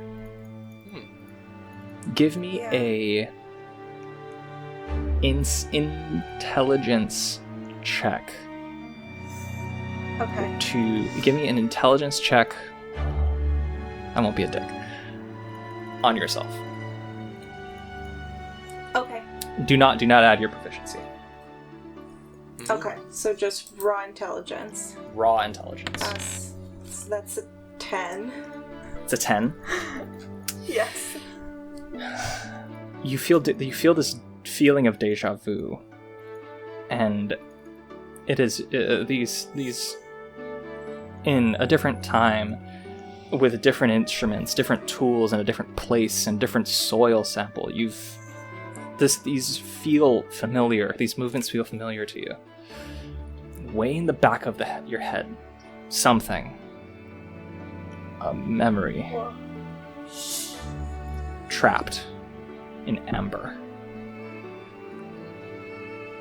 You just can barely touch the edges of it. Something's there. You can almost feel the shape of it. You can't get into the contents itself, but there is something is frozen, something is trapped. Something that makes you feel like this is not the first time you've done this. You were able to get an answer. And you apply your intelligence to yourself. Amber. Something frozen in amber. There is only one person, one kind of magic that has this signature, this flavor to it. It is the magic of an old bloodline held by a name that currently only belongs to one man, but is a blood that flows through you. This is Tapaxia magic. Tapaxia magic. Old, ancient, powerful, keeping something from you. You can't quite tell what it is. Fuck. Okay. Okay. Hey, Rena. Oh. Yeah? What did you find? What is it? Hey, do you have a bathroom? Oh, yeah. Right this way. Okay. Okay. Okay. I just need to. Anyways, I'll be back. All right. Do you want me to get Rosseart? Are you okay? Yeah, okay, yeah, sure. Uh-huh. Okay. Yeah, take your time. I'll go get him. You close the door. You are by yourself.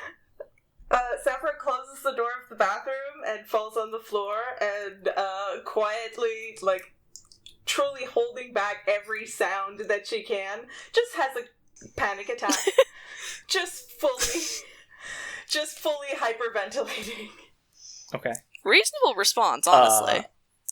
Not something you can say for many panic attacks, but this one, fair. Yeah, this one's reasonable. Rena comes to your side, Rosseart. Taps on your shoulder. Hi.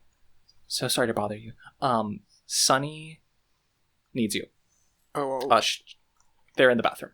What's okay? He grabs his pommel and he rushes to the bathroom, but then he realizes where he doesn't know where the fucking bathroom is. This way. No. Okay. To the right. Yep. Oh yeah. Okay. Got it. Thank you. Goes inside the bathroom and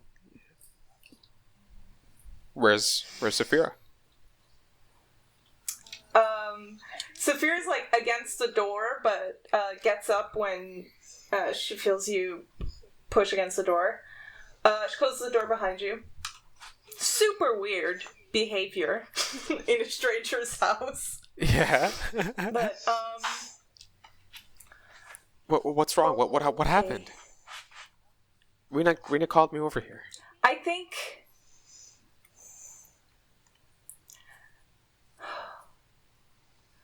Okay.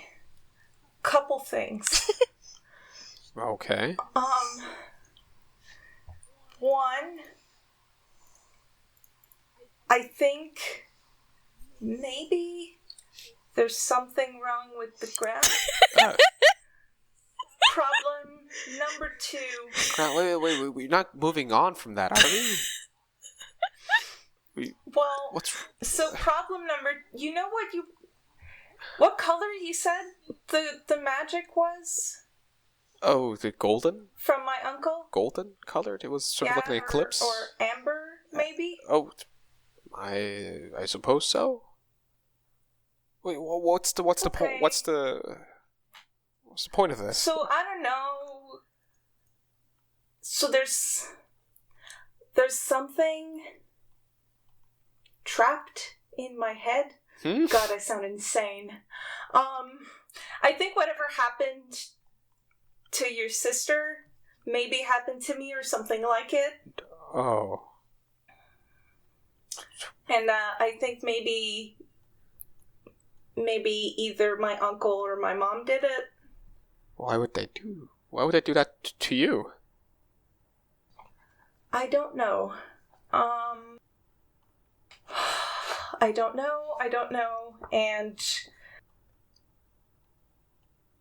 if there's something wrong with the ground and they know, I think I need to figure out what happened to me, maybe. And also, so I think the ground is kind of maybe absorbing energy a lot. From what? From whatever's in it. Okay. Including maybe people. Okay. Okay, what else is in the ground, then? Like all the houses that my family built and rented out. Okay. And they're full of people. Razor, you know what she's talking about. The veins. The veins, okay. Subterranean kind of tenement structures that go deep into the earth. Ooh. A vast tunnel network was found underneath Tekanu itself, the obelisk. And the House Sokola invested an enormous amount of money into developing housing for a lot of the poor populations, which, everybody touted was great. It was an innovation. It was a great use of the space. It was the Tekkeret of the future. So, does this mean you must have found out something they did not want you to know? I think that's the only thing that makes sense. So, as you two kind of start to share this understanding, you hear horses outside. Mallow Valerian leads you up to this, what looks to be kind of this small farmstead. You see a monstrous destrier hooked up outside to a post. Okay, I think this is it. If these people live outside of town, do we know them? In any sort of way? How do you mean? Do we know, at least who owns farms in the area, or is that just not... We're not here often enough for it to matter? No. I mean, these are still pretty close to the city. You would still consider these people city folk, even though they're technically outside the city proper. Yeah. And clearly windows are boarded up. Yeah. Looks empty. Windows are boarded up. Except for the little bit of firelight inside. Yep. Giant horse outside. Giant horse not helping. Really quite. Oops. Yeah. Oopsie daisies. Very identifiable horse. Yeah. Your swamp horse kind of whinnies and makes eyes at the giant horse, and the horse kind of looks over and looks at the swamp horse. Please don't make trouble. Actually. Okay. Yeah, I'm gonna tell Valerian, maybe stay back a bit just so we don't scare anybody. Sure. Do you want me gone? I can hide. No, not. That feels worse. I'm just gonna knock. Okay. I'll be behind you. You guys hitch your horses and head on up to the door. Yeah, just gonna, very polite little knock on the door. You hear who goes there? We're just looking for some folks that they got lost and some stuff going on tonight. We want to make sure they're all right. You hear a soft footfall, soft running feet inside the house. Brazier and Saphira, Rena comes over and knocks on the bathroom door. Hi. Sorry, guys. I don't mean to bother you or anything, but somebody's outside our door looking for you. I just motioned to Saphira my hand to stay relatively quiet. Saphira, sort of nods, but grabs her tinker hammer. Mallow, you hear the voice from inside go, there's nobody here. All right. Well, you can tell the nobody that's here that, just, looking for a small favor that, based on some interactions tonight, I feel I might be owed. You just trying to be loud enough to maybe be heard beyond this door, just in case. Sure. You guys, fair enough. I think Rosseart and Saphira, you guys hear Mallow's voice. Okay. Girl that you guys met back at the party. Okay. Yeah. Saphira sort of goes, "Is that the girl from the party? Why is she here?" I don't know. We can't trust them, can we? They're from the parade. The parade, yeah. They with the people who killed the bishop.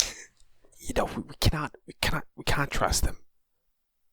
Just be quiet. Oh, fuck, shit. Stormblood's out there. Dog. Left the horse. Oh, I'm sorry. Shit. It's sort of that's I should have thought of that. That's louder than I intended as well. That last sort of expletive. Mallow, you hear Razor's voice yell, "Shit!" Finn comes running around the hallway. He says, "They're paraders! They're paraders outside!" Thank you, Finn. Mallow, you hear that. There was somebody who yelled paraders. Not looking to cause a problem. Mallow, the deep voice who's speaking to you and says, "Whoever you are, just leave us alone. We don't want any trouble." Neither do we, frankly, but, we could use a conversation. You guys in the bathroom feel the door open. And Aunt Hyssop, the older woman helper, reaches down to you two and says, "I think it's time for you two to leave." Okay. There's somebody at the door who wants to speak with you. Saphira's gonna agree to leave and head out, but as she heads out, assuming that she has packed all her stuff back, which I think I don't think she would have. I think it probably would have been too... No, I think she would have grabbed them. Yeah. Her stuff's too important. She would have grabbed them and had the panic attack holding them. So I think as she exits, she casts message and messages Reyna, just keep digging. Hearing your voice in her head, her eyes go wide and then just resolute nod. I will. I will follow Saphira. Yeah. Augustus outside sees you two and whispers, "Are you sure?" It's okay. He looks at you, Rosseart. I take my sword out. Just in case. You gave us your word to protect my family, yes? Yes. Okay. And he unlatches the door and opens it. And you guys see each other. Okay, good, because my next thought was kidnapping your horse, and I didn't really think that was going to go well. I step around the corner. What? No, please. What was that? Is your creepy friend here too? Valerian, are you the creepy friend? I point my sword at him. You fucker. I just straight up say. Just rolls his eyes. How did you make the impression worse? Look, water under the bridge. All right, we're here for something important. Can we maybe have this conversation outside this lovely family's home? I suppose so. Sure. But you stay away from Lady Saphira. Both of you. Sure. We'll keep 5 paces back at all times. Good. Keep that shiny stick out, boy. Sort of rolls her eyes. Rosseart positions himself in front of Saphira and between the paraders. Just in case. No funny business. Rosseart, you're 8 times more injured than I am. Look. You can really hear the exhaustion in his voice now. Look. I'm at full health. Look. GM fact This is necessary.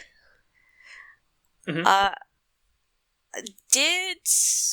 I saw, the Holy Knights, did I know that was, were they wearing any kind of, obvious insignia or anything that would be oh, this is weird and different? Weird and different than the house guards? Yeah. Oh, yeah. Okay. No, these true resources were spent to make and fashion the armor that you saw. They were obsidian black with silver trim, massive black kind of flowing capes. They were crusaders, warriors, holy knights, not like the house guard that Rosseart currently presents or anyone that you've seen. They looked like a totally different faction. Okay.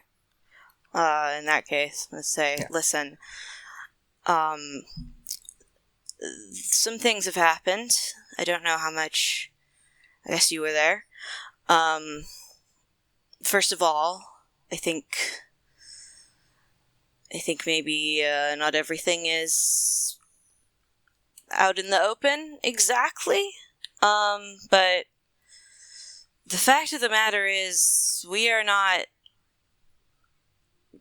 any more of a monolith than you are.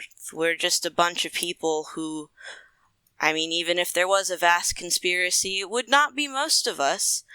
And there is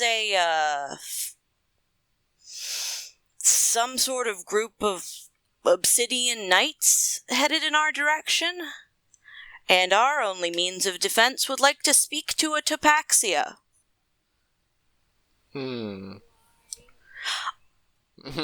Mostly we need to convince him that the ancestor that he wants to talk to is dead, and I think that the most efficient way of doing that is just you saying hello. That should be the extent of it. He's the captain of the Night March. It'll definitely be the extent of it. Look, we need his help just raising up some forces so we can defend ourselves, so we can leave with as many of our people with us and alive as possible. This assassination business, this is way above us. We don't have... This is between the churches, and even then, we're framed. We're being framed. I think Saphira doesn't say anything to that, because I think Saphira thinks that is possible. Yeah, we both just stay silent and look at them quite nervously. So is that a yes, you'll come with us? Not sure how to read this.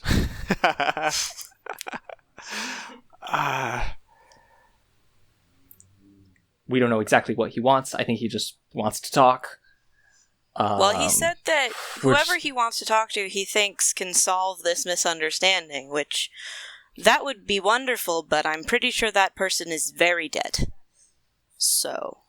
But you know how this looks to us, right? You're going to take us further into Great Parade territory. Yes. Now I remember what I was gonna say.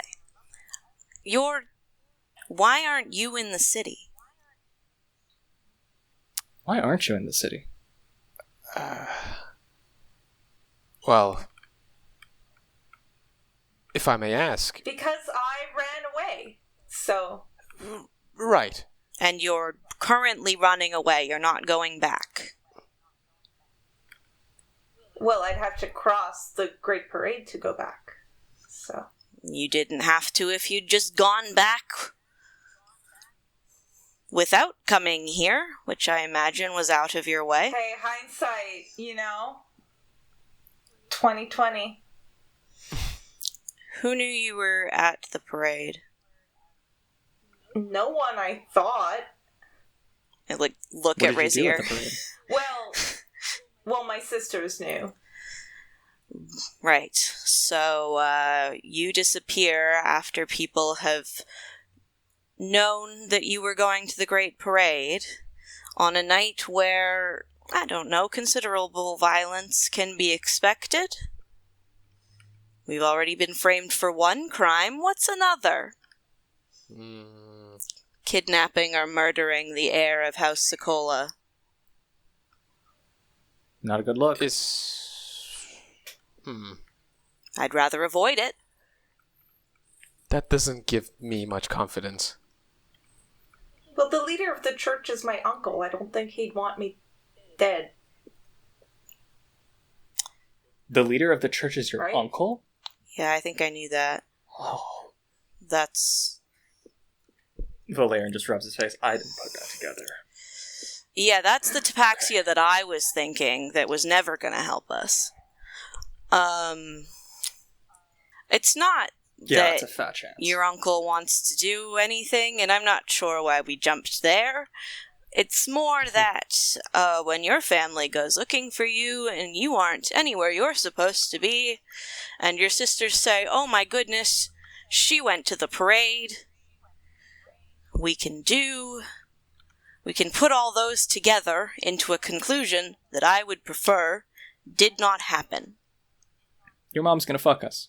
She's just gonna fuck us. Well, she's gonna do that anyways, but more. Yeah, if you're telling the truth, which... Why would I trust you? Frankly, why would I know anything? I'm 16. I am a literal actual child. I know nothing. Yeah, well, so am I! Exactly.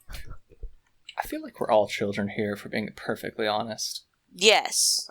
Oh, well, Visitor says. No, you're literally Put a month younger than me. Put the big shiny sword down, boy. Excuse We're me? not stabbing anybody here. Nobody's gonna stab each other. You don't even have to go into the actual parade. Just the back of it. Yeah, there's actually no other living people there. With the ghosts? Yeah, the part with the ghosts. They're fine. They didn't bother us, through fine. in fairness. And apparently, Old Man Briar likes whoever your ancestor was. I've forgotten the name already. Samovar. That was it. Yeah. Look, it would just be a quick errand. It's not even that far of a ride away. And then we'll try our best to help you get wherever you need to be. We all don't want our people to die. We're all just trying to part ways with as little collateral damage as possible. Are we all in agreement? Rosseart nods. Resolutely. Yeah. Okay.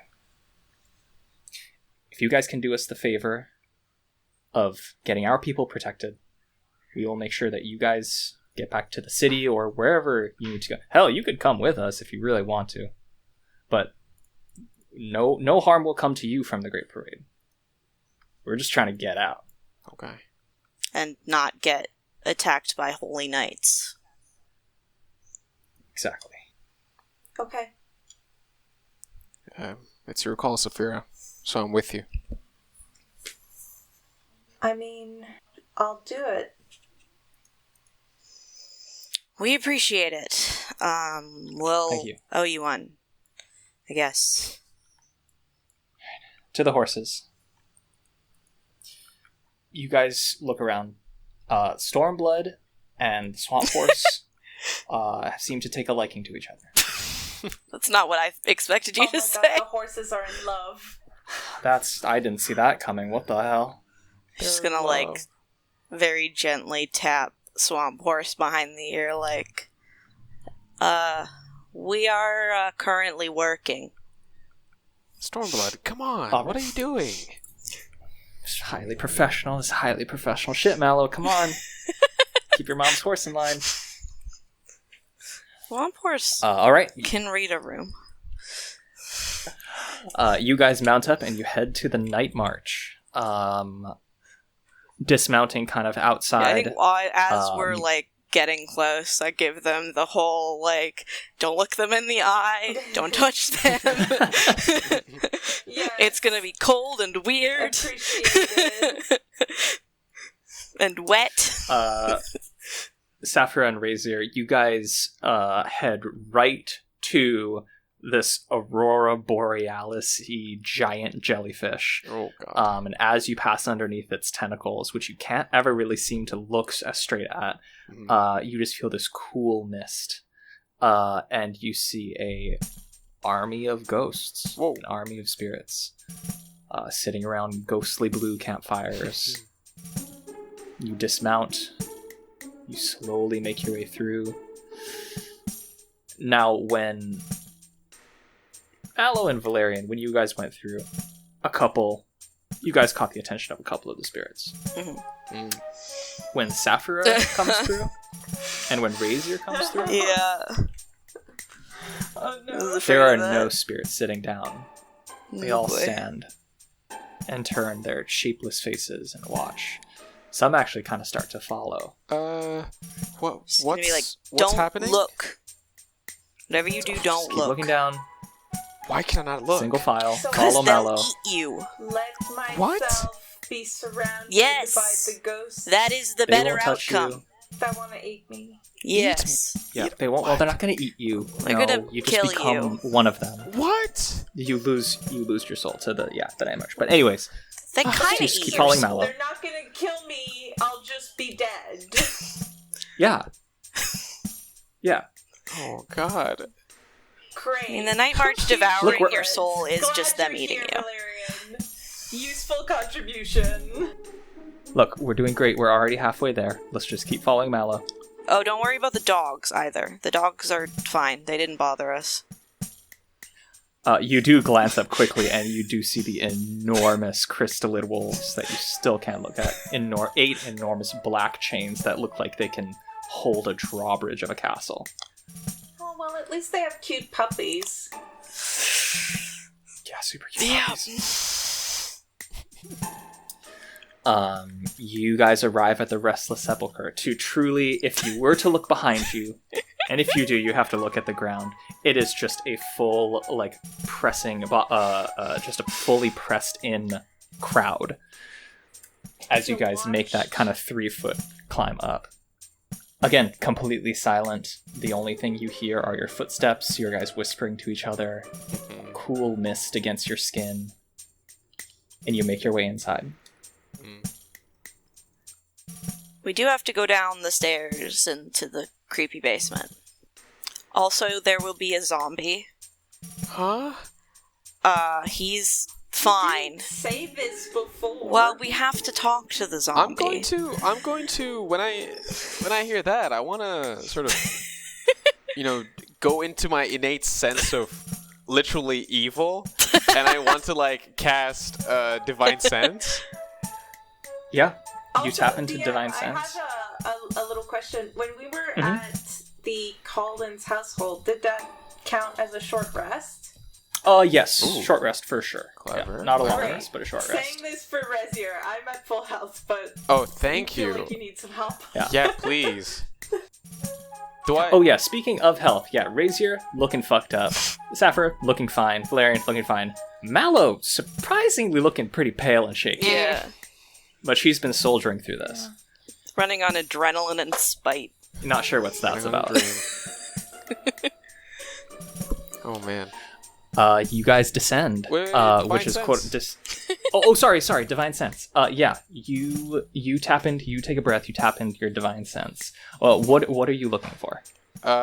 So I'm looking for. So I heard zombie, right?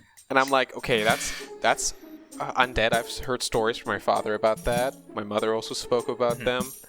So I'm concerned that they pose a threat, and I want to know exactly where they are, and if they,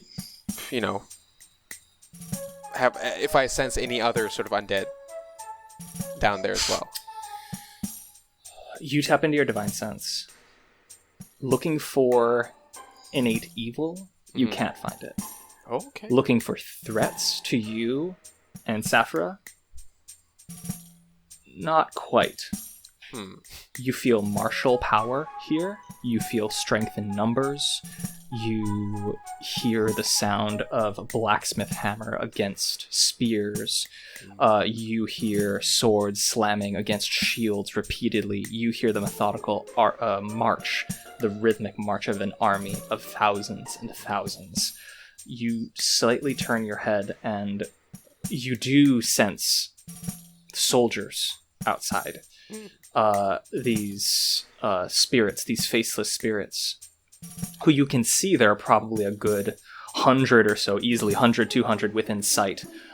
There are 10 times that number you cannot see. You feel you're at the heart of a legion. The spears and swords are not pointed towards you, but you feel numbers here. This is a march in and of itself. And at the center, you are marching steadily to the general of this legion. Whoa. Okay. If you turn your divine sense up to this elder beast, you get the sense of treading water in an ocean, looking down, and not being able to see anything close to the bottom. Unknowing of what's beneath you. The unknown, the mystery. And that's the sense you kind of get here. Just that. You feel a chill that has nothing to do with the mist on your skin. What is this place? Is that out loud? Yeah, I just sort of like whispered out, and almost awe, but also dread and fear. Yeah, that's the put my correct pants a little bit. It's short version, the Night March. Long version, the combined memory and spirits of everyone who has ever been part of the Great Parade. We don't bury the dead, they come with us. But why do they want to eat you? I don't think they want to. I think it just happens. That's not a satisfying answer at all. Let's just continue. You're not going to get a satisfying answer. Oh. You guys descend. You come to the bottom of the sepulchre. You see Old Man Briar hanging there. Just give them a look like nobody's gonna freak out about the zombie, okay? Saphira's weirdly quiet, just staring very intently at it. Razor just holding the pommel of his sword, tight, white grip. If you draw that, he probably will kill you. Just for your own information. It's as if I don't even hear you. Okay. You were warned. Captain Briar, we brought a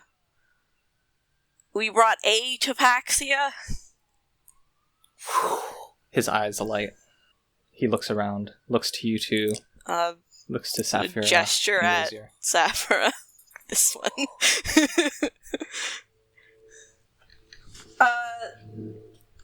Saphira does the exact same professional curtsy that she did for the household members, except she pointedly does not look up at any point because she knows she's not supposed to.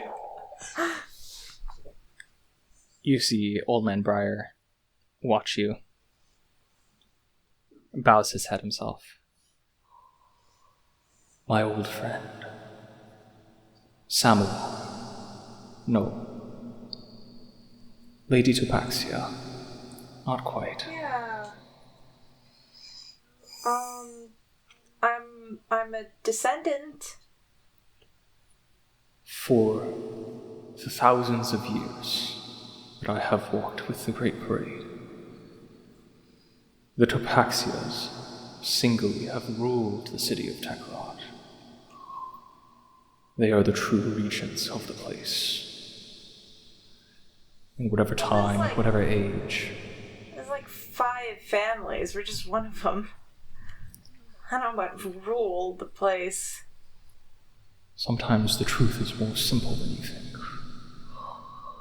Tell me, child of Samovar, child of queens, is it true what they say?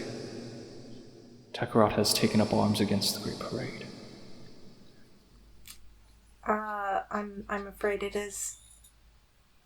And why?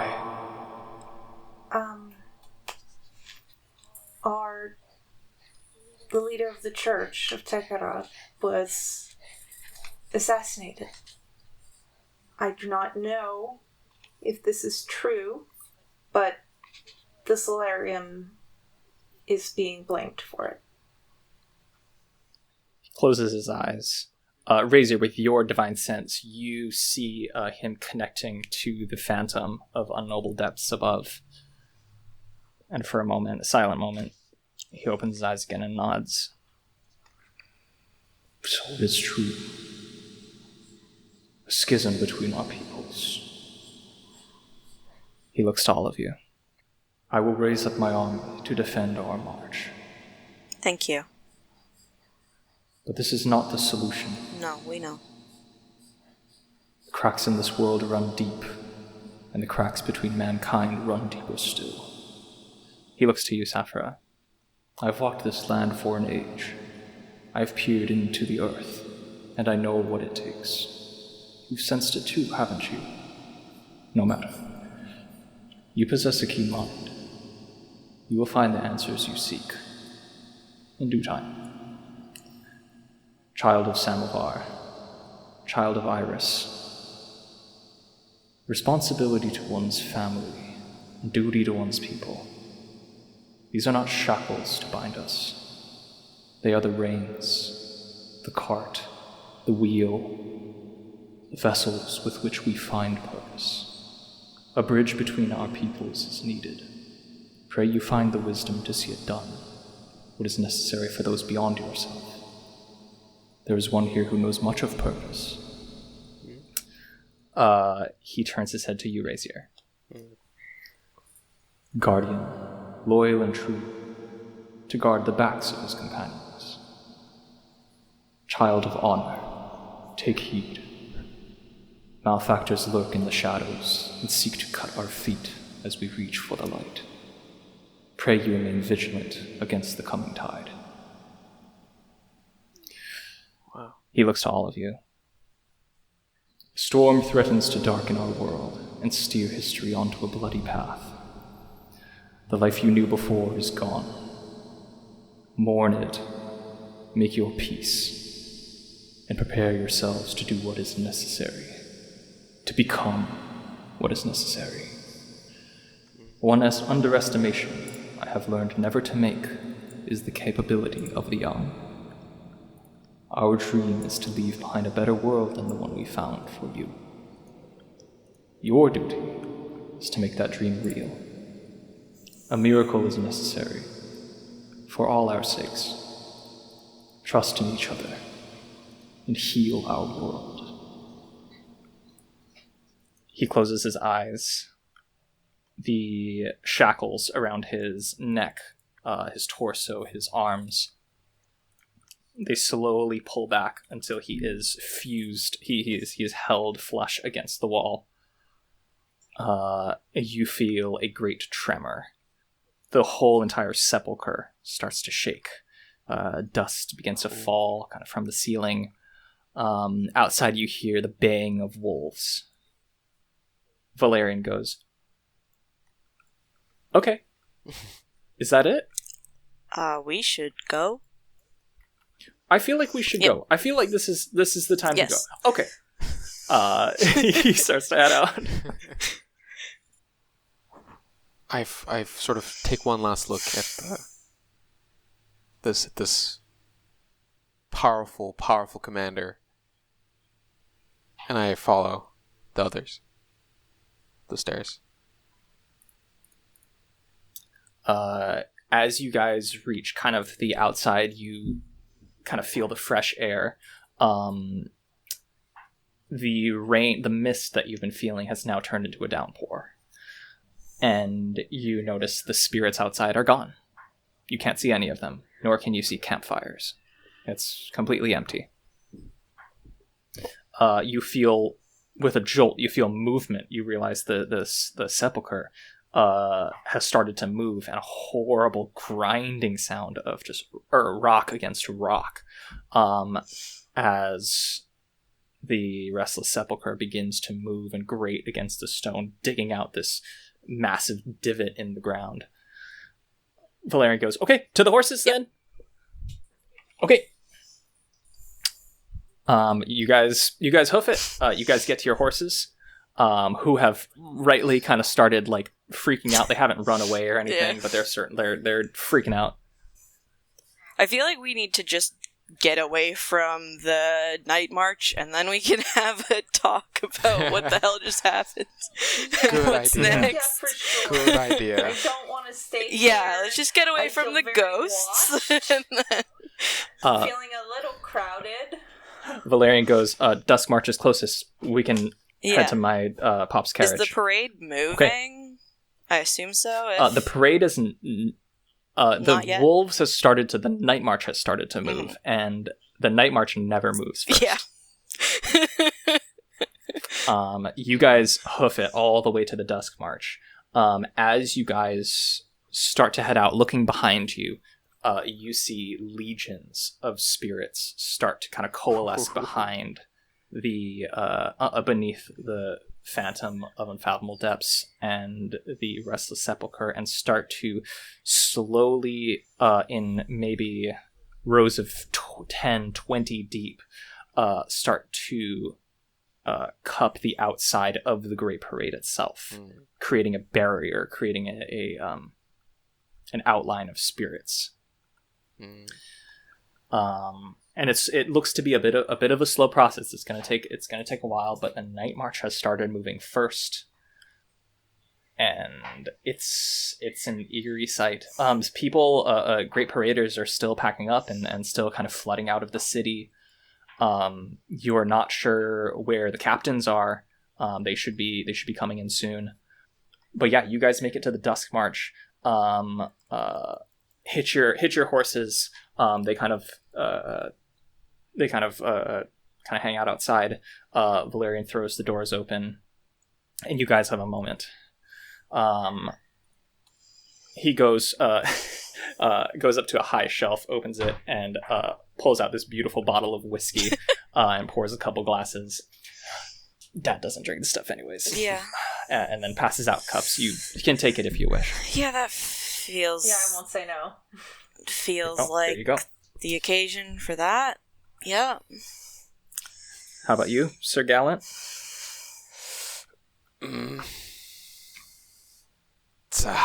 He takes a swig. My man. Clinks your glass. And sits down. So, just before we get into everything, I'm bad with dates. When was the person that Briar was talking about alive? Valerian swirls his... Yeah. Will I know this? You could give me a history check. Valerian I'll remembered give the it a name, history. but I don't Yeah. know what else. You can do it with advantage because it's technically your Yeah. heritage. Nobles learn their family Nice. trees. It's a thing. Not well. That's a 9. It's been a stressful day. Stressful day. History's never been Not your favorite paying subject. attention. Can't call it to mind. Valerian swirls his it's glass. like way back. That's Because I think that's the last time that Old Man Briar's been awake, and that's terrifying. 800, 900 years ago. Whew. That's the last time we needed him? Different world back then. Yeah. That doesn't say good things about the world we're in now. No. Well, we're leaving. Are you staying or going? Yeah. We are in. Oh, I hate to say this. We're in your debt. What do you need? right now more whiskey. I got you. He reaches up, refills anybody who needs it. I'd say stay the night, but I don't think you have that long to make decisions. Because we're gone as soon as everything's packed up. I think Saphira sort of turns to Rosseart. Yeah. Whatever you decide, I'm there. And I mean that. You know you can have an opinion, right? He sort of flicks his eyes at you. Like, sometimes people look at each other because they're asking for advice. Frankly, I have none to give. Who are you running from? He sort of bristles. No reason to go that far I'm out of not- the city. I'm not running from anyone. Alright, what What makes are you you say that? scared of then? A lot of things. Why run to a farmhouse instead of back home? Because someone I dearly love has given me a task. I'm just trying to get a sense of the danger you're in and if we know anything. That's all. I don't think anyone's looking for me. Alright. They're looking for them, though. That's why I'm here. Yeah, they're definitely. So you going back or not? To the dining You come hall? with us. Or Haskola? No, I'm with Saphira. Lady Saphira.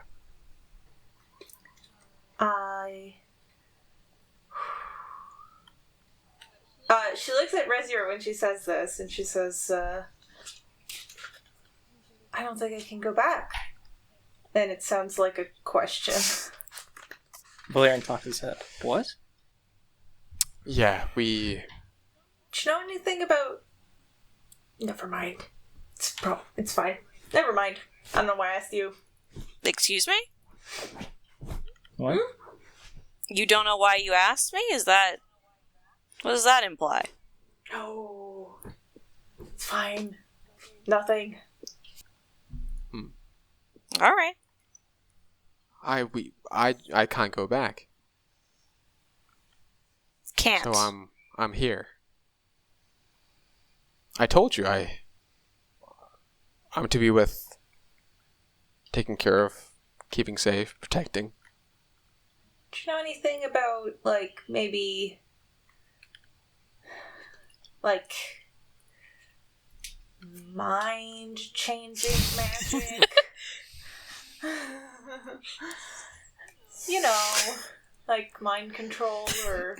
Looks at memory Valerian like, oh, erasing this is... or- They are in deep. What the fuck? Or something like that. I mean, I don't, but... I mean... The library's got just about everything in it. If you're gonna find anything. You don't have to stay for... I mean, I don't know what happens after tonight. But we stop elsewhere that doesn't think we assassinated somebody or at least won't know for a while that that's what Tekarot's saying, so you can always Isn't it? get off at the next stop. Yeah. Isn't enchantment magic kind of your family's whole shtick? Hey, you know what? House Sokola does enchantment magic. Tanzani does illusion magic. Hey, sometimes you don't have to say stuff. Okay? Larian, What? I'm just... that's the problem. Shut up! Read a room. Pours himself more whiskey. Oh, bad. Shit.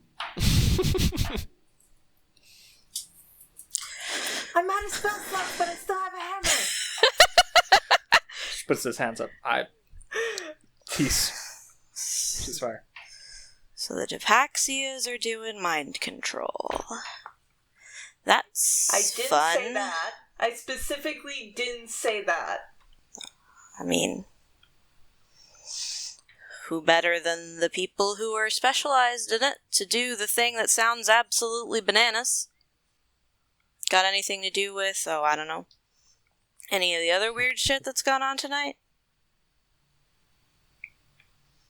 Anything else pertinent? I don't know, man. I was just trying to get a tattoo. Here? And I couldn't even do... Yeah! Do you know that guy, Nine? Don't go to... He's great. Valerian puts his head in his hands. He should be retired. Yeah, probably. What do you... Wait, you couldn't even do that? What do you mean you couldn't? Did you get a tattoo or not? I did. You did? Yes, and then a cat took it. Oh. That makes sense. As cats Yeah, do. you did say they did good business. Yeah. I mean, Okay. anything So you else guys are- is welcome in our continuing quest to not die. I think it's probably a good idea to leave. Oh, I'm well aware of that. There's already been several fights. Just people trying to get back here, and that's not even to mention the ominous nights. That was just folks with rocks. Crap. Do a lot of damage throwing a rock. I've learned. And it takes very little to get people throwing rocks at each other, apparently. It was all so prepared. You think? I I mean, it's good timing if you're going to frame somebody, but I mean, you got to plan things to frame somebody.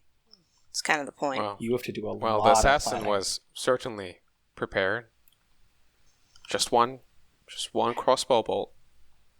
One very bright crossbow bolt. Yeah, only one shot, huh?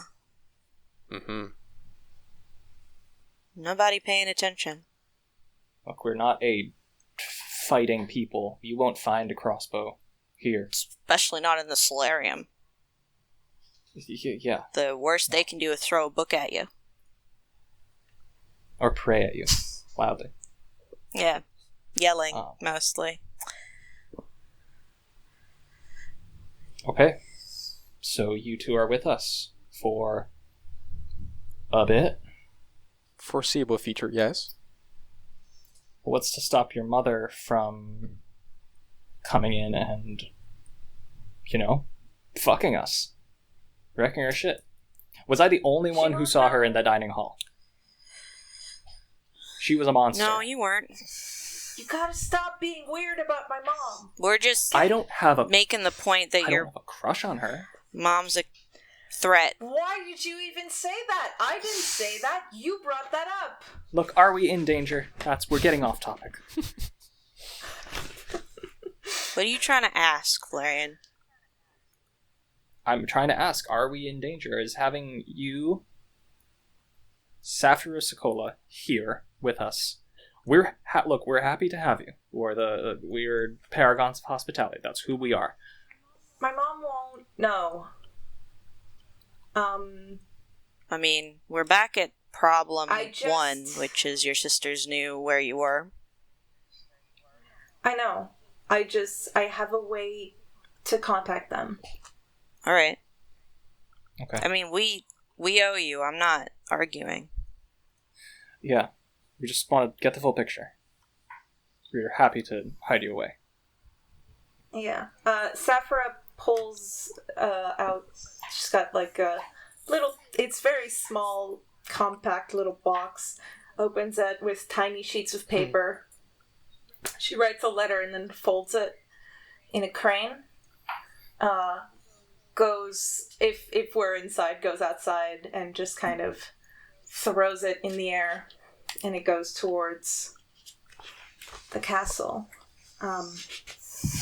She wrote a letter. I wrote it down because I wanted to. The letter reads, Dear Leslie and Alexandra, I have to leave. I cannot say why, but I implore you not to allow our parents to use my disappearance as an excuse for further blame. I am safe. I am well. I am leaving of my own volition. Do not let them know where I was. I love you always, and will return one day. Saphira. P.S. You'll make a better heir than me anyways, Leslie. It's amazing. Mallow watches the crane go and says, Saphira, they're safe? Because we got time. I think so. I don't think they ask enough questions. That's fair. I think they'll be okay. Well. Mallow, you get a sending in your head. It's your mom. Okay. Okay, we're just about finished up here. These Crusaders are giving us a fucking hard time. Get the parade moving. I see the Phantom is already in motion. You got Old Man Briar up? You got his attention? With some complications, yes. Another sending comes. Copy that. Head back to Exalting Earth. Signal the rest of the parade to go. We'll clean up as many stragglers as we can. Try to get everybody. All right. Understood. Looks at everybody else. All right, we're moving. I gotta go do the captain thing, I guess. Valerian gives you a salute. They said they'll be along. Yes, Captain. But I gotta do the whole magic thing. I guess you How can we two help? are welcome to stay here or come over to the Dawn March, whichever you prefer. I'm gonna pick the one that's not with the weirdo. You're gonna have to be more specific as to which weirdo you're referring Welcome to. for the whiskey. I think it's self-explanatory. I mean, I wanted to give him the benefit of maybe you mean proximity to ghosts. But fair. Sure. Yeah. Hey, I get it. Well, You guys should head up anyways. You're same farther as from the you go. ghosts. Right. You coming with me then? Guess.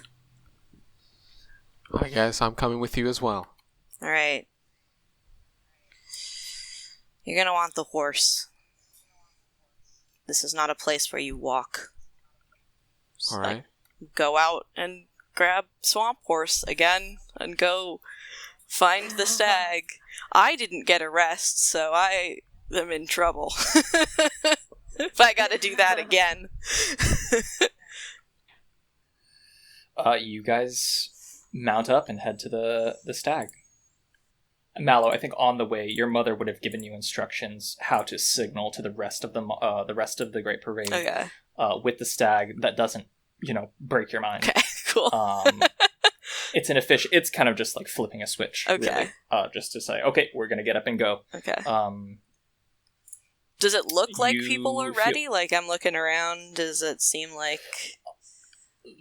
The flood of people going to their wagons and carriages is thinning. It looks to be a lot more people are just ready to go. They are waiting. A lot of them are just waiting on the signal. Okay. Many are still calling out to people who are missing. But you've got well over 70%, at least 70%. Okay. Or you can look around and see that you've done a good job. Yeah. And We can't wait anymore. Waited as much as we could. So... You briefly connect with the stag. It stands up with a tectonic shift. Its antlers glow with starlight. And it gives a massive... It's a roar, really. That sounds like a mountain screaming. And with that signal, it starts to lumber forward. And for the first time in a millennium, the Great Parade goes off course. Is there any final moments that our characters want to have here before we move into a bit of an epilogue? I mean, I feel like I'm taking them to, like, as far as we need to be on something moving. I think I'm taking them to the library and hoping I find my mom there. Or that she shows up soonish. You take them to the library. Iris is there. She looks to be just exhausted. She's reached pretty much the extent of her power, but your mom is not there. You meant Lily, then. Lily, my bad. Yep, that one. Other flower Too name. many flowers. Yeah. Too many flowers, dog. You find Lily there. Mallow, you did it. We're moving. Yep. Just gonna sit on the floor. I tried to rally as many people as I could. Oh, honey. And she kneels down and just gives you a hug. Thanks. Pulls you into an embrace. You did such a good job. Your mom's gonna be so proud of you. Oh, she'll get back safe soon. She looks up. Is our Saphira and Rosseart here as well? Yeah. I don't know where else they're going. Lily looks up and says, They helped with hello. Old Man Briar. Well, one of them did. The other one's a package deal, apparently. You sort of hear a grunt. Displeased one. Well, nice to meet you all. My name is Lily. I'm one of the scholars here at the Library of Land and Stars. And you are... I just look at them like, you real names, or... What are we doing? I just side-eye glance as Saphira. I think Saphira kind of shrugs and just says, exhausted. Lily kind of nods. They're staying, is the important bit. Well, we are in your debt. Thank you for waking Old Man Briar and helping us protect our people. Why don't I put a pot of tea on? And we can all take a moment to rest. Is there any, any sort of, sitting area? Or, couch? I would say, yeah. I'd say there's couches here in the library. Yeah, absolutely. Okay. You can see kind of just like a nice plush couch. It's well worn in, but looks to be just like the softest thing on the planet. Razor looks at it in longing, sheer longing. Saphira notices this and says, Rosseart, I'd love to go sit on the couch. Do you want to come with me? Yes, I would. You guys go ahead and sit on the couch. It's soft as hell, and if you are determined to stay awake, you will stay awake, but if you just kind of relinquish, this couch will put you to sleep within minutes. I love a good roll. I think Saphira uses Rosseart as a pillow and falls asleep right away. When Rosseart sees that, he tries so hard to stay awake. So hard. Right? But he sort of passes out, and he also leans his head on top of Saphira's head. Sort of passes out immediately after that. Folded arms and everything. Yeah. Love that. Lily comes back out with a steaming pot of tea. Oh, Don't bother. I see. Okay. She pours you a cup. Mallow pours a cup for herself and sits down. She looks at the shield. Fellbloom. Yeah. Huh. So that means... I don't know if they're going by names exactly, but I have to ask them when they're awake. Well, I mean, what's more political disaster? Yeah, I figure, you know, 1 crime, 2 crimes, what's the difference? She said the only people who knew she was here were her sisters, and bases have been covered. Apparently, they know not to make a fuss, so we might get away with it. You know, if I was one of the Prismarium and I had a rowdy child, I would have slapped some kind of tracking enchantment on them. But looks like they changed clothes, so we might be actually okay. Yeah, it only works on clothes. Well, gemstones, jewelry. What's the odds they changed that? It's fine. Shrugs. It's fine, we can ask those questions.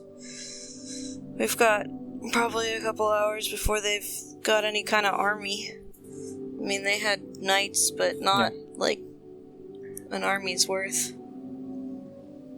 And Old Man Briar is no joke. It appears so. And you see, kind of looking out the windows as you guys are all moving, sheathed in a ghostly blue light, the night march comes and blockades the Great Parade.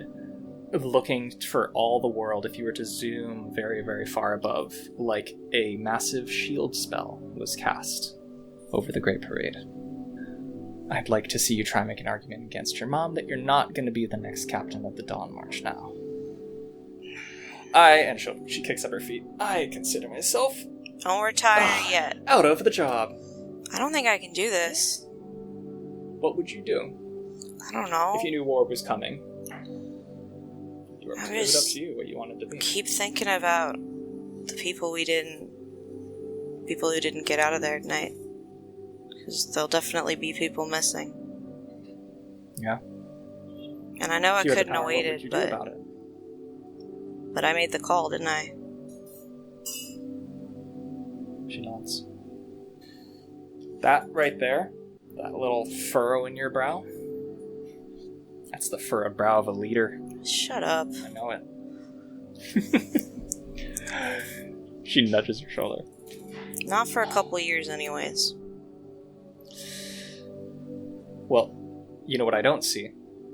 Is the little girl who used to sneak off in the middle of the night, try to pick pockets, make a bit of spare change, selling all her trash. That's what I was gonna do tonight, Lily.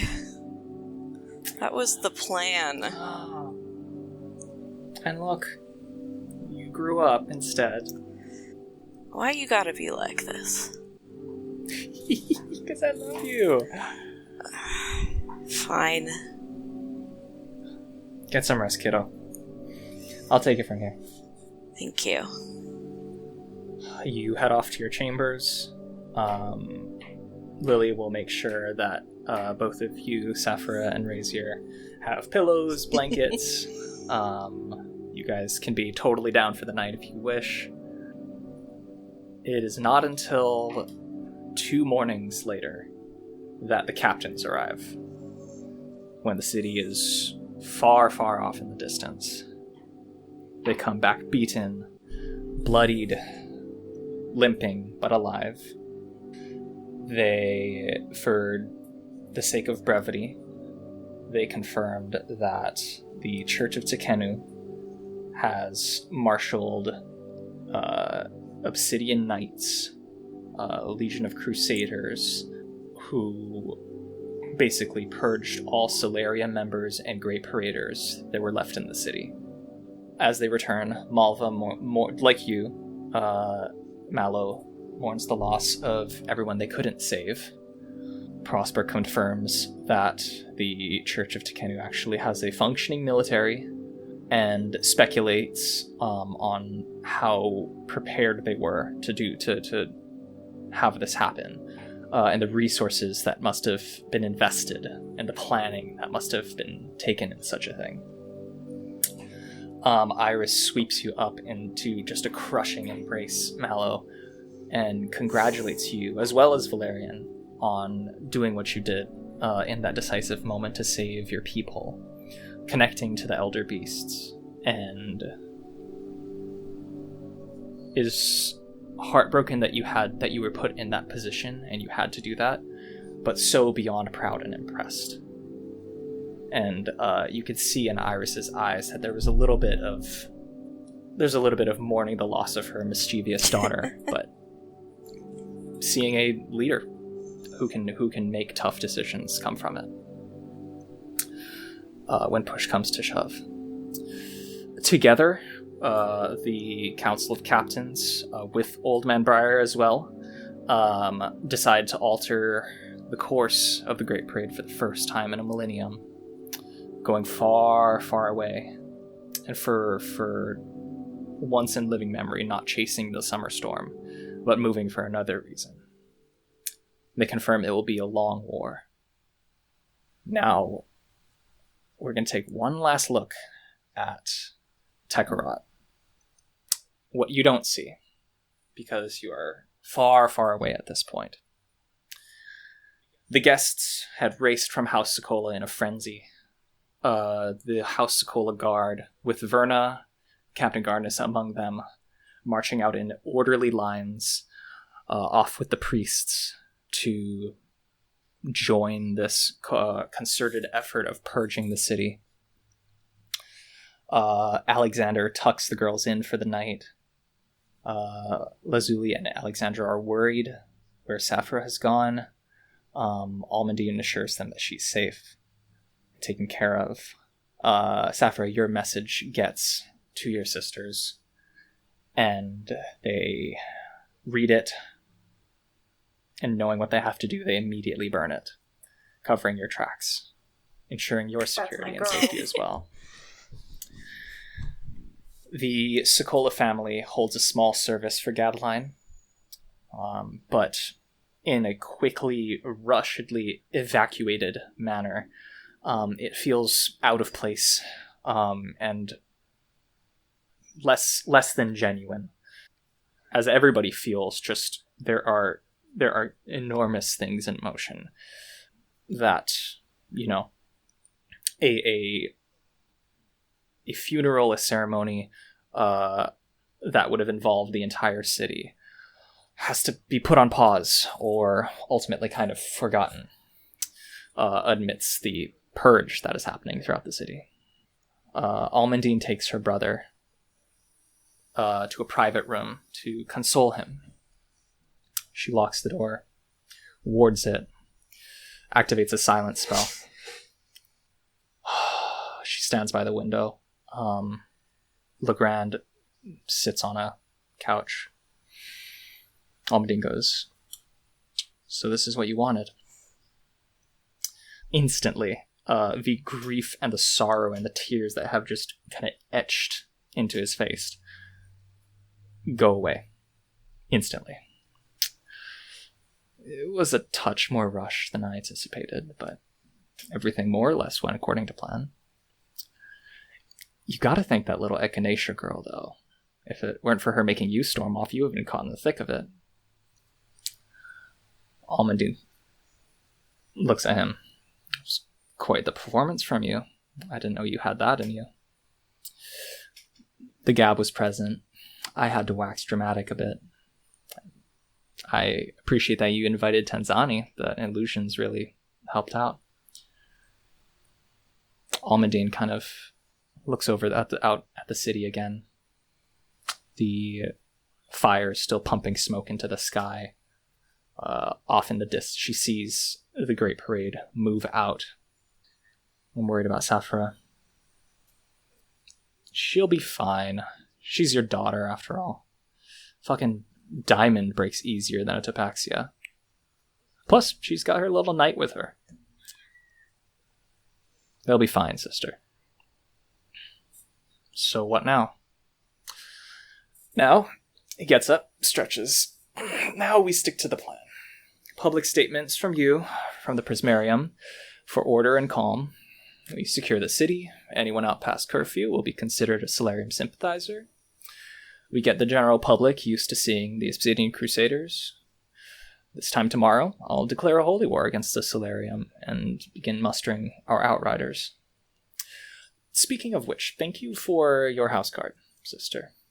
Once they're properly baptized and trained, I'll make sure they're posted on the very front line as a fitting punishment for leaving your house unguarded at such a critical time. But don't worry, I'm sure you can find some new guards. I'll put in a word, I'll get a favor. Almandine turns. Legrand, is this too much, truly? Doubt? From the dread Almandine Tapaxia? Sokola, my apologies. In any case, what hypocrisy! It's not like you've never dirtied your hands to stay in power. I've never started a war. No, sister, I'm starting the war. You just continue to provide me what I need, and we can ensure our legacy is as legendary as that big stupid rock. Points to Kenu. Did you know it's not actually black? I had surveyors go out one night and take samples, and we concluded that it was blackened. By what? Who knows? Anyways, celebrate, sister. For the price of one dining hall, you've ensured the prosperity of Tekra for a millennium. He gives her a very formal peck on the cheek, and moves out of the room.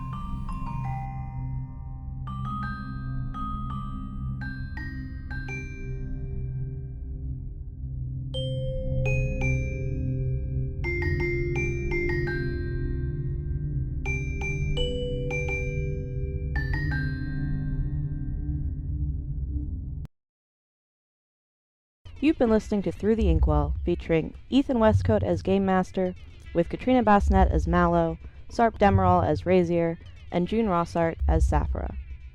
This episode was edited by Sarp Demiral and mixed by Katrina Basnett. Original composition by Ella Mae Emberley. Additional music featured in this episode was Clothe the Fields with Plenty by Axletree. You can support the show by joining our Patreon or by sharing the podcast with people who will enjoy it. For more information, visit meadowlarkpresents.ca/throughtheinkwell or follow us on social media at Through the Inkwell. This podcast was produced on the traditional lands of the Native Hawaiian and Coast Salish peoples, the Powhatan Chiefdom, the Monacan Nation, the Haudenosaunee, the Kanien'kehá:ka, or Mohawk, and the Wendake Neonwitio. We honor these lands and peoples with our ongoing commitment to respectful and responsible storytelling.